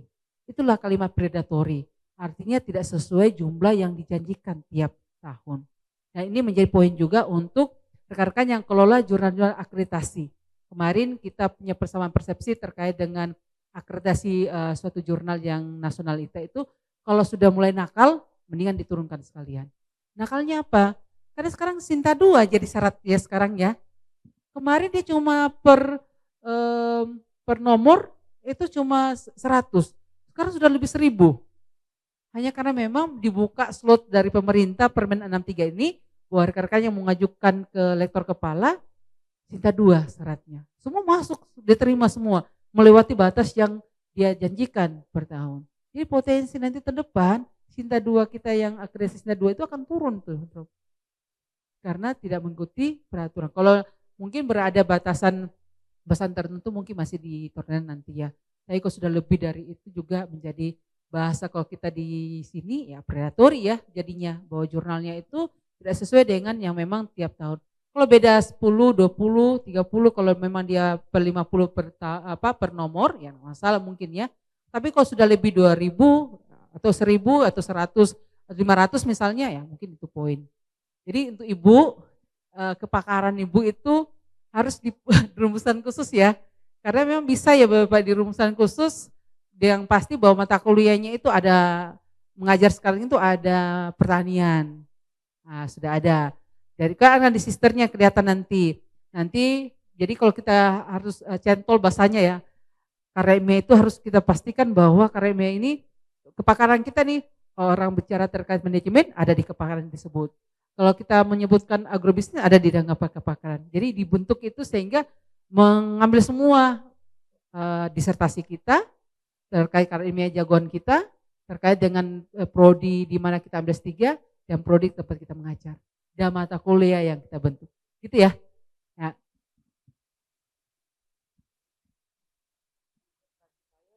Judulnya tentang tentang strategi kebijakan sistem resi gudang. Jauh lagi ya. Itu anunya Prof, karena memang kalau agribisnis itu berbicara tentang bagaimana manajemennya dari hulu sampai hilirnya. Yang kita bicarakan di sini komoditinya. Jadi yang pertaniannya itu komoditinya Prof. Kalau manajemennya di situ jadi agribisnis, jadi ekonomi pertanian, sosial ekonomi pertanian. Jadi disertai saya tentang strategi kebijakan sistem resi gudang di beberapa kabupaten 3, dan penelitian saya tahun 2024 lolos juga fundamental, itu saya kaitkan lagi dengan kata kunci sistem resi gudang Prof, dengan komoditi rumput laut. Kemudian yang 2005 saya ambil juga tetap sistem resi gudang, tapi saya kaitkan dengan bagaimana perubahan iklim itu. Apakah itu bisa dikatakan sudah bisa masuk Prof? Terima kasih. Assalamualaikum. Jadi kalau mungkin untuk sementara saya bisa rekomendasikan kepakarannya itu terkait dengan kebijakan ekonomi agrobisnis ya, atau kebijakan ekonomi manajemen ya, kan ada ekonomi manajemen biasanya disebut ya agrobisnis, mungkin itu. Nah selanjutnya karena ini Ibu TMT-nya Oktober, maka nggak bisa ngajukan September nanti gelombang ketiga ini, tahun depan baru bisa ngajukan. Karena sistem untuk gelombang kedua dibuka nanti September itu 1 minggu atau 2 minggu saja. Jadi Ibu belum eligible karena di TMT-nya Ibu itu 1 Oktober. Nah akan terbuka eligible-nya seandainya Ibu punya TMT-nya itu 1 September, maka bisa ajukan. Jadi kalau Oktober, tahun depan Bu Ibu ajukan. Karena baru cukup 2 tahun. Kan intinya 2 tahun Bu. Nah, ya, kan nanti 1 Oktober baru cukup 2 tahun. Enggak. Sistemnya itu pada saat pembukaan itu Ibu TMT-nya. Gitu ya. Nah, sama juga nanti akan kembali juga Bu. Kalau misalnya operator yang mau berusaha ya, tetap asesor akan lihat TMT-nya, oh belum cukup 2 tahun dong. Gitu ya. Nah, selanjutnya tadi terkait dengan syarat khususnya ya. Kalau saya kira begini, untuk Ibu nanti ngajukan guru besar, syarat khusus tambahannya itu ambil yang tadi penelitian fundamentalnya. Karena itu sudah menjadi hibah kompetitif ya, bersyarat, dan nanti screenshot tuh di dalam Sintanya akan kelihatan di Sinta ya, bahwa penelitian judulnya ini sumbernya dari Bima sebagai ketua, otomatis nanti gitu ya. Itu sudah syarat khusus sudah terpenuhi untuk guru besarnya ya. Nah, terkait dengan karya ilmiahnya, pastikan karya ilmiahnya itu enggak ada tulisan bahasa Indonesia ya, supaya aman. Oke, selamat ya Bu. Oke, lalu buka pertanyaan berikutnya. Pertanyaan selanjutnya ya Bapak Ibu.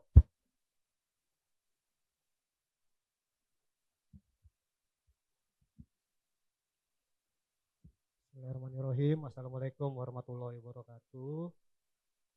Selamat pagi menjelang siang. Kenalkan, nama saya Irfan dari Poli Pangkep. Kebetulan kami dari PT Negeri. Izin Prof untuk bertanya. Untuk yang pertama, ini ada usulan kenaikan jabatan guru besar dosen kami. Itu dia jurnalnya sudah Q1, tapi sudah 2 periode ditolak. SDR-nya 1,073. Alasan penolakannya itu karena uji kemiripannya lebih dari 25%. Sedangkan dia di publishernya itu adalah Elsevier, termasuk jurnal Applied Food Research, mengecualikan exclude bagian bibliografi dan metode pada pengecekan plagiasi dengan mengacu pada pernyataan di publisher Elsevier-nya itu 30%. Nah, mungkin ada solusi apa yang harus dosen kami klarifikasi. Masih ada waktu 1 hari untuk besok. Kemudian mungkin sedikit koreksi ini Prof. Untuk PTN itu dosen Serdos dan Tukin itu adalah selisih, jadi tidak dapat dua-duanya. Jadi Tukin itu adalah selisih dari Serdos.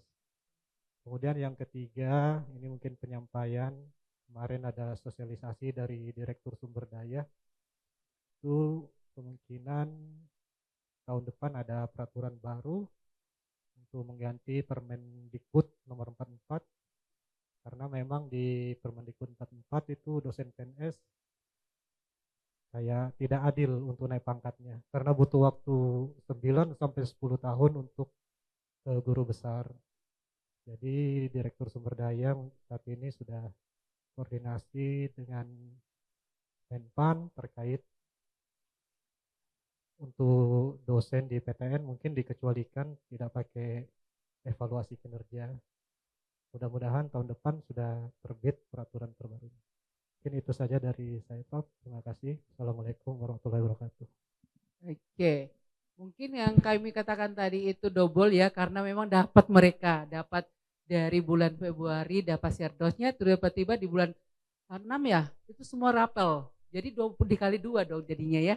Dia tetap share-dos, tetap masukin. Jadi itu yang kami katakan, dapat dua-duanya gitu ya. Jadi bukan salah satu atau selisih, tapi kalau dihitung mereka dapat dua-duanya. Saya tahu kalau misalnya tiba-tiba teman yang bercerita terkait orang mendapat PNS itu selisih. Ya. Selanjutnya terkait dengan mungkin ya benar ya, memang Permen 44 itu sesuai dengan persamaan persepsi yang kami dapatkan itu bahwasanya ya Permen 44 nantinya hanya memang tadi kita katakan kalau PNS itu yang kembali menghitung dapat poin 450 itu dia 9 tahun. Dan memang tidak adil. Sudah tidak adil pada saat 2023. Tidak ada pembuka untuk pengajuan guru besar memang tahun 2023. Masa untuk dapat lagi kemarin banyak yang dapat LK-nya itu 2003. Ngaju ke guru besar, sempat kami dipanggil untuk konfirmasi, kami katakan itu 0, bukan tahun 2024, 2022 itu poinnya ditambahkan yang 2 tahun, karena dikasih persennya sangat baik kinerjanya sehingga dapat poin itu 56 per tahun. Nah kalau 56 ya seharusnya baru 100 lebih, bukan dari yang lama tambah yang baru, karena kalau permen LK-nya itu sudah 0 jadinya ya, baru dapat nanti kan LK itu cuma 300 hitungannya. Tapi kalau sudah masuk lektor ke guru besar nanti harus butuh 450. Jadi dari LK-nya itu TMT-nya dihitung 0, nah baru jumlah tahun berikutnya. Nah, selanjutnya terkait dengan walaupun awalnya itu yang kami katakan tadi ya, walaupun itu Q1 apapun itu sudah sesuai bidangnya, kembali ada poin nomor terkait dengan kemiripannya. Kemiripannya itu yang diakui adalah dia itu maksimum 25%. Saya kira itu di permen dari 2009 pak yang kemarin tahun 2019 itu juga itu maksimal 25. Jadi kalau kita lebih dari itu ya sudah salah memang pada saat ajukan. Walaupun di dalam jurnal tersebut itu mensyaratkan hal itu, di kampus yang cek ulang. Karena memang di dalam diharapkan yang dicek untuk cek selebriti itu artikel yang sudah terbit, bukan pada sebelum diterbit. Sudah terbit, makanya di-on-kan terkait dengan referensinya, tidak terbaca referensinya. Ya, dan jumlahnya. Jadi memang ada 2 item yang harus di-on-kan pada saat tes. Sehingga nanti artikelnya akan muncul. Saya kira itu yang menjadi poin, tapi karena ini sudah dikomentari oleh asesor, maka klarifikasi hal itu dengan baik. Kenapa dia lebih dari 25%? Nah, perlihatkan poin yang memang dari sumber publisher dan yang kamu cek ulang. Supaya memperlihatkan bahwa kenapa ada bedanya. Jadi awalnya ini menggunakan tools apa mereka gunakan sehingga itu lebih dari 25. Harusnya pada saat pengajuan kemarin jangan yang dari publishernya dimasukkan. Harusnya yang dites sekarang. Berapa? Gitu ya, supaya ya sampai kapanpun nggak akan muncul karena di dalam permen kita fix 25%. Apapun alasannya gitu ya. Yang sudah bagus saja di bawah 25% saja masih diberi komentar, apalagi yang memang melewati batas peraturan gitu ya. Jadi ada sebagusnya kalau kami dari yang bisa saya sarankan dites ulang. Kalau tes ulang sekarang itu dengan indikator terkait dengan referensinya di-on-kan dan hal yang include-nya juga di-on-kan, akan muncul berapa, nah itu yang diperlihatkan. Bahwa setelah kami melakukan tes ulang, yang ini dari tesnya memang dari publishernya, ini yang kami tes sekarang ini itu berapa. Jadi kalau usahakan cek semeriti itu paling tidak akan dikomentari itu antara 15 sampai 21. Itu nggak akan susah. Tapi kalau di bawah 10 pasti akan dikomentari, akan dilihat kenapa sampai 10. Atau misalnya sudah 22 ke atas, ini kenapa tinggi sekali. Akan dilihat nantinya blok-bloknya itu kenapa. Nanti kita tinggal komentari bahwa memang berada 23, 24 itu karena memang sitasi sebagian itu dari yang lanjutan penelitian kita. Karena akan dominan muncul ya, karena kita akan menggunakan bahasa yang sama untuk mengkonfirmasi hal ini. Gitu ya Pak ya. Oke, jadi itu yang sebenarnya lakukan. Tapi kalau masih tetap yang kemarin ngotot, tidak akan pernah lolos, yakin itu, karena itu batas peraturan. Mungkin satu pertanyaan lagi Bapak Ibu. Bisa banyak kalau memang semangat itu di belakang. Oh iya.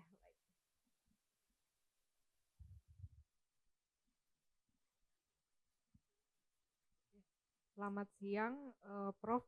Saya mau tanya, kemarin waktu yang pengajuan gelombang 2 itu kan saya yang sebagai operator PAK-nya yang mengajukan. Kemudian kemarin itu sempat ada salah satu dosen yang mengajukan ke LK itu revisi, di komennya tuh tulisannya jurnal terpublikasi di laman web resmi tidak bisa dibuka sehingga tidak dapat diperiksa keabsahannya. Padahal waktu itu saya buka di Sinta bisa, kemudian di web jurnalnya sendiri juga bisa. Itu kenapa ya, Prof? Oke, jangan lupa rekan-rekan sekalian, bagi operator ya, ini menjadi catatan. Kita buat rekam jejak yang satu dashboard ya, untuk khususnya untuk yang syarat khusus, sehingga semuanya itu ada di situ, tinggal kita copy, kita masukkan ke sistem.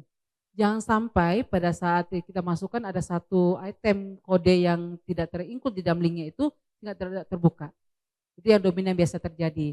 Jadi mohon kalau dari kami itu sarankan teman-teman operator itu buatkan satu file memang khusus untuk yang tinggal punya satu orang, itu tinggal copy-copy saja. Jangan diketik pada saat mau diisi. Karena kalau diketik-ketik bisa domain salah. Domain salah kemarin banyak ya, seperti angka kredit. Yang di dalam angka kredit fisik itu 500 lebih, tapi yang ditulis itu 500 beda angka di dalam sehingga tidak disetujui. Begitu pula yang syarat khususnya untuk linknya ya, link websitenya itu satu saja keluar tidak terikut masuk itu nggak bisa dibuka. Sehingga pastikan untuk pengajuan ini itu tetap, sehingga nanti di dalam konfirmasi klarifikasinya link untuk jurnal ini sama yang ada di dalam sistem pengajuan. Jadi tetap dimasukkan sesuai dengan arahannya ya, bahwasanya artikel ini. Tapi mohon link si jurnal yang memang mau dikasih, jangan pada saat kita buka akunnya. Artinya bahwa kita sebagai pemilik artikel di dalam jurnal tersebut kan biasanya kita buka akunnya sehingga kita buka semuanya. Kita jangan buka akunnya. Jadi kita seakan-akan kita seperti asesornya itu mau buka juga sehingga bisa aksesnya ke sana, gitu ya.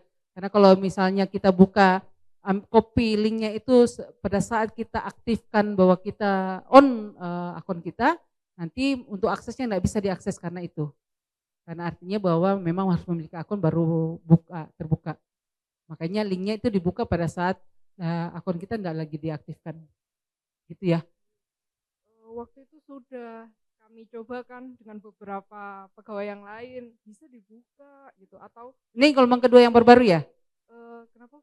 Ini gelombang kedua yang sekarang ya? Iya. Ya karena kan gelombang kedua sekarang pada saat pemeriksaan kemarin itu Sinta goyang. Jadi diklik itu beda yang terbuka dan lain sebagainya, mungkin kasus itu terjadi. Nah gitu ya. Berarti di dokumen klarifikasinya disebutkan dan di copy ya. linknya. Kalau bisa pakai Bitly ya, supaya yang ini nama website jurnalnya, nama ini supaya dia klik nantinya, oh ya link ke sana. Bitly ini membantu kita untuk merename link itu supaya kelihatan link itu adalah memang website jurnal si A itu atau si B, gitu ya. Ya, terima kasih, Prof. Memang ini di operator ya. Kalau kemarin kita selalu katakan ini operator ya. Ini jadi memang operator peran penting ya, mohon sekali jangan dikurangi 1 digit ya, angka ya dalam link-link. Baik, terima kasih Prof. Selamat siang, Assalamualaikum warahmatullahi wabarakatuh. Saya Franz Prof, saya dari IBK Nitro. Menyambung ke kesah operator. Prof, terkait isi jurnal itu tidak ada masalah buat saya Prof. Gelombang kedua kemarin keterbaruannya buat saya adalah surat pengantar kok dikasih catatan. Iya, banyak.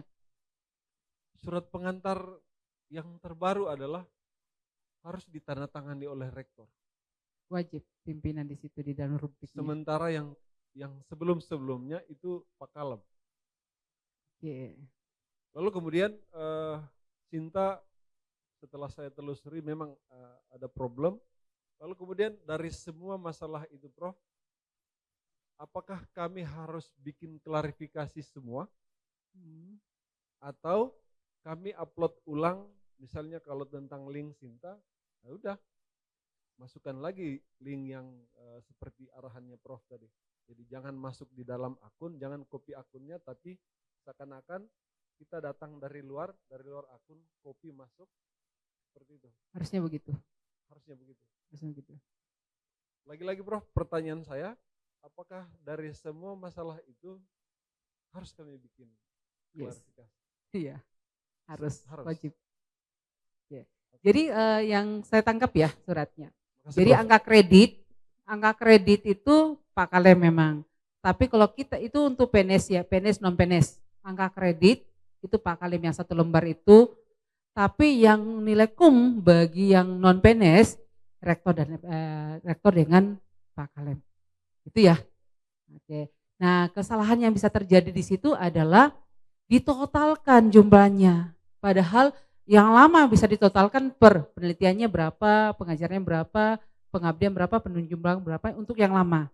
Tapi yang baru itu harus disesuaikan jumlahnya. Kami menemukan kasus kemarin.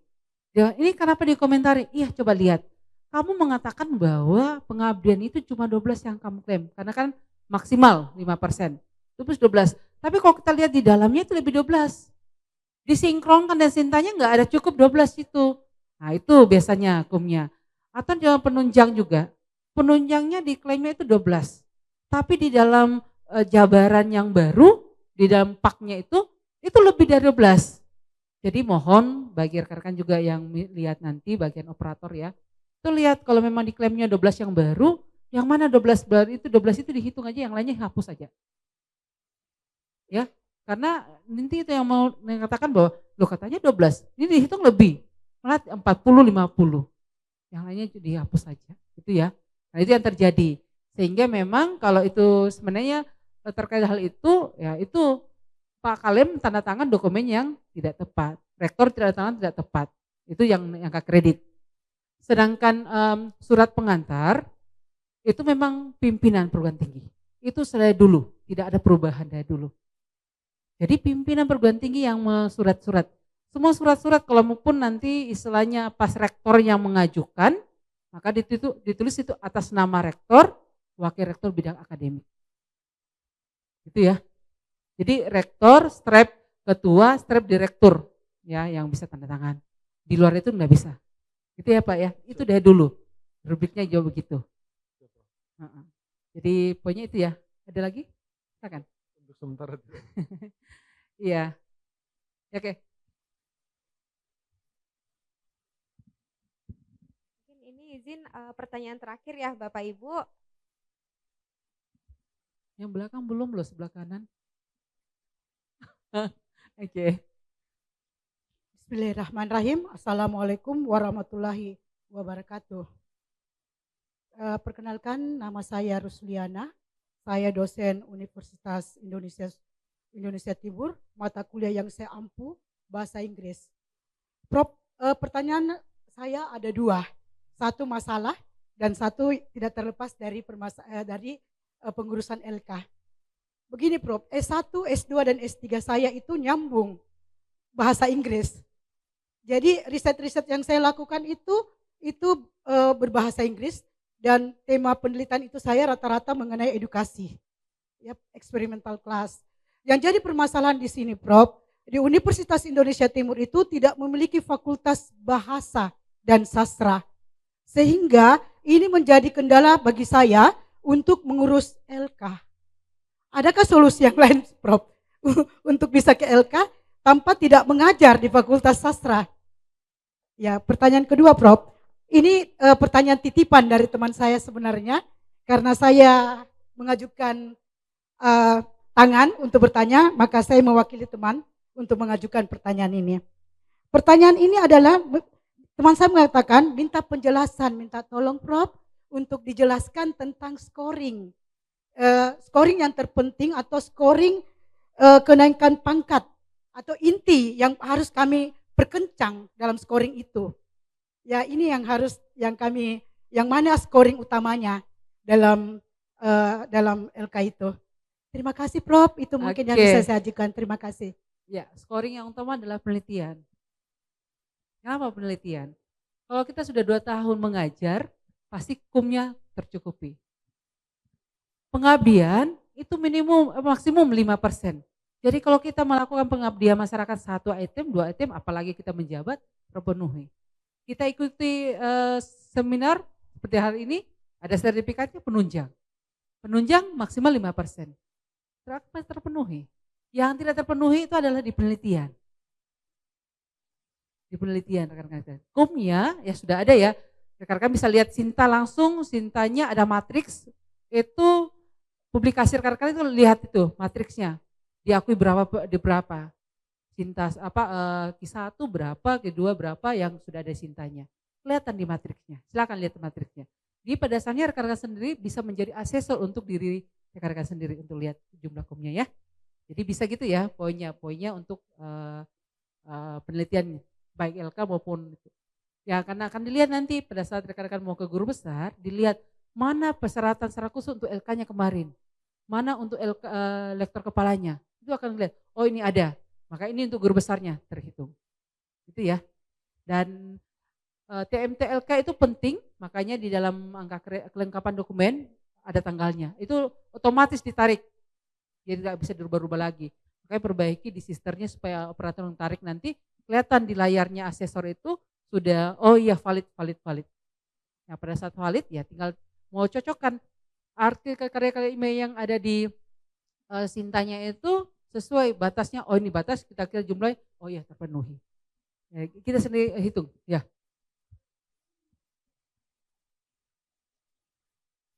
Maaf Prof, saya ingin mengurus LK, tetapi saya mendapatkan informasi dari salah seorang teman bahwa saya dipanggil Memlia karena dosen bahasa Inggris. Memlia katanya nggak bisa urus LK karena kan kamu kan enggak mengajar di Fakultas Sastra. Belum dibahas, sebentar lagi tuh. Itu sudah dapat. Makasih. Kita kan tadi yang temannya ya. Iya. Ya, penelitian. Jadi saya mau menjelaskan terhadap penelitian. Iya. Nanti kita punya poinnya nanti ya. Oh iya, Prof. Makasih, Prof. Jadi penelitian utama rekan-rekan sekalian. Jadi ini batas perhitungan kumnya nanti itu adalah di mana TMT lektor kepalanya.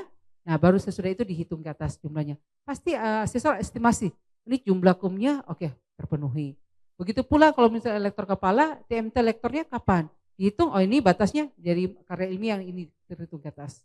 Jadi memang akan dihitung rekan-rekan sekalian. Jadi hasil publikasi kita itu yang merupakan diakui dari penelitian, itu akan dilihat otomatis sistem. Cintanya ya. Jadi mohon bagi rekan-rekan yang operator untuk mengambil profil teman-teman yang Sintanya, langsung buka author, buka klik orangnya, baru ambil, atau kalian buka akun kalian. Nah, ini saya tanyakan akun kalian, baru searching nama orang tersebut, ya, baru klik pak ada di situ, baru itu yang diambil screennya baru dilempar ke asesor.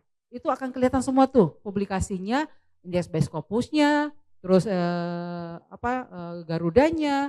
Mungkin kita bisa satu kali ya simulasikan ya supaya para operator bisa jangan salah masukkan link Sintanya rekan-rekan sekalian.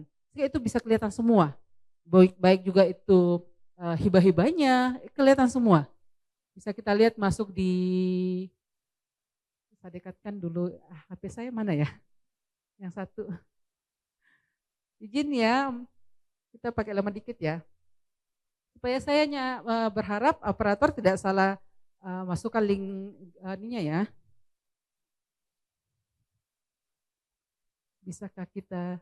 Bisakah dari situ online-nya? Kita online. Saya butuh simulasi satu untuk link Sinta, jangan sampai rekan-rekan itu salah ya. Supaya yang lainnya bisa menjadi dicontohkan nantinya. Bisa website? Sinta. Sinta Dikti ya. Sinta ya.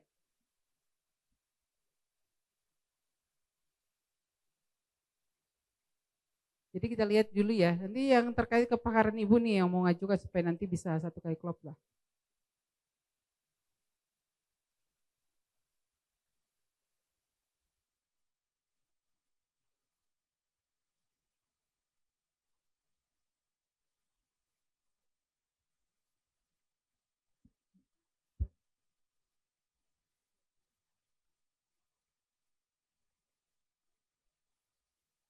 Oke, karena nggak bisa terbuka ya rekan-rekan sekalian ya. Oh ini coba dicek lagi ulang.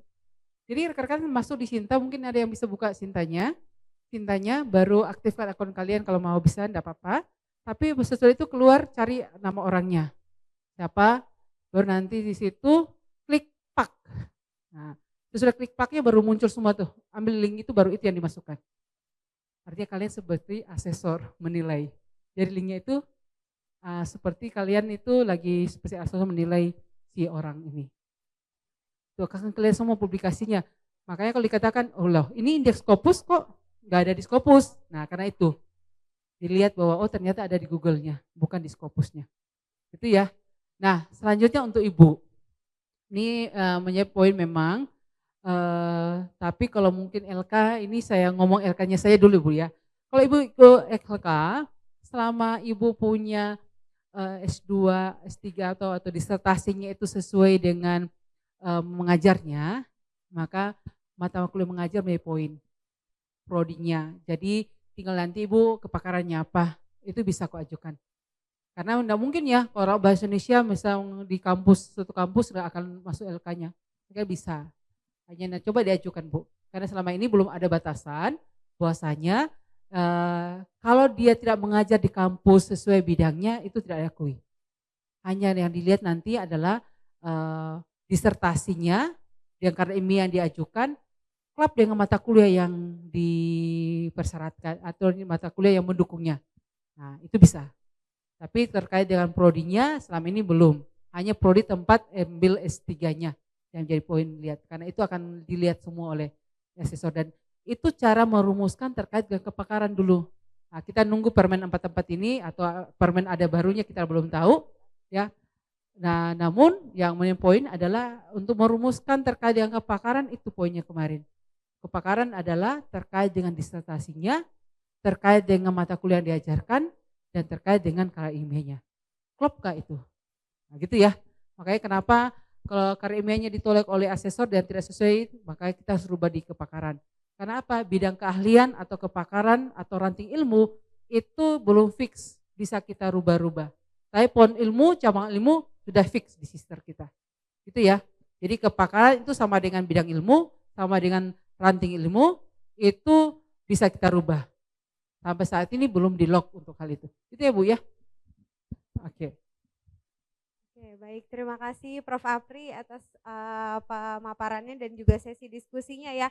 Mungkin mohon maaf Prof, perlu kita selesaikan dulu, mungkin nanti ada sesi diskusi lanjutan boleh ya Prof ya. Nah Bapak Ibu karena pemaparan Prof. Apri sudah selesai, mungkin tadi bagi para peserta yang sudah bertanya boleh bantu maju ke depan, kita akan foto bersama dan pemberian souvenir. Silakan Bapak Ibu. Tadi ada 5 peserta ya. Boleh maju ke depan, kita foto bersama dengan Prof. Apri ya Bapak Ibu. Dan Ibu yang di belakang ya tadi satu.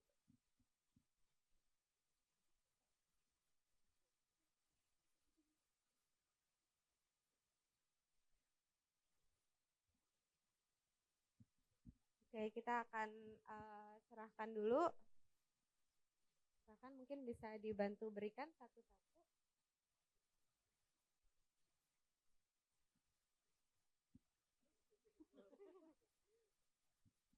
Kita akan foto bersama terlebih dahulu ya. Boleh tolong difotokan?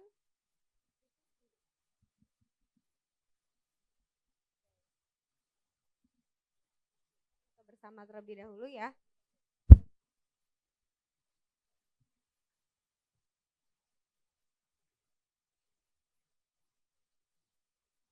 Oke, tepuk tangan rekan-rekan untuk para peserta yang sudah bertanya. Tadi sesi diskusinya sangat luar biasa ya, namun mohon maaf kita perlu lanjutkan ke materi selanjutnya, namun sebelum Prof. Apri kembali mungkin kita juga ada sedikit souvenir untuk Prof. Apri. Boleh ke depan dulu Prof. Apri, dan untuk penyerahan souvenir ini akan diwakilkan oleh Bapak Andri Husein selaku Chief Marketing Officer Sevima. Mohon bantuannya Pak Andri.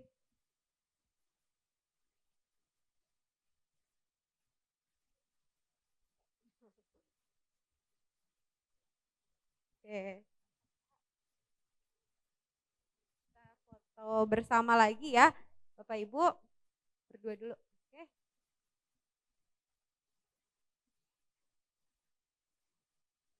Oke, mungkin kita lanjutkan foto dengan peserta ya, Bapak Ibu. Kita foto dari peserta.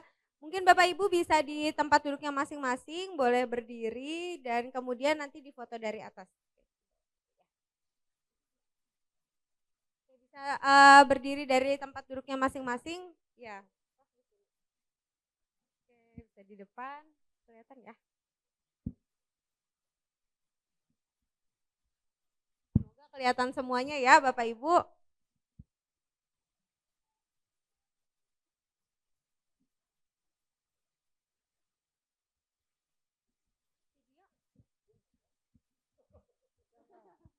Mungkin Bapak Ibu, Sevima ini memiliki tagline yaitu Revolutionize Education gitu. Jadi nanti kalau saya sebut Sevima, Bapak Ibu bisa kepalkan tangan sambil mengucapkan Revolutionize Education gitu ya. Kita coba latihan dulu ya Bapak Ibu. Oke. 1, 2, 3. Sevima Revolutionize Education. Boleh sekali lagi mungkin ya. Kurang di semangat akhirnya, kayaknya ya kurang Kak ya. semangat ya. Kurang semangat Nanti di kayaknya. akhir tepuk tangan ya Bapak Ibu biar lebih ramai. Oke, kita ulang ya. 1, 2, 3. Sevima Revolutionize Education. Oke, baik. Terima kasih Bapak Ibu, bisa kembali ke tempat duduknya. Prof. Apri, sekali lagi kami ucapkan terima kasih atas sharing materi dan juga insight-insightnya ya. Betul. Sangat aktif diskusinya, sangat insightful. Semoga dapat bermanfaat juga bagi Bapak Ibu semuanya. Ya, jadi gimana Bapak Ibu, masih semangat kan ya sekarang?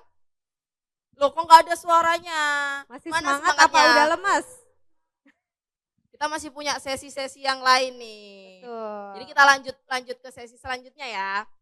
Sesi selanjutnya ini akan membahas arah pengembangan modul kepegawaian di Sevima Platform yang akan dibawakan oleh Product Manager kami.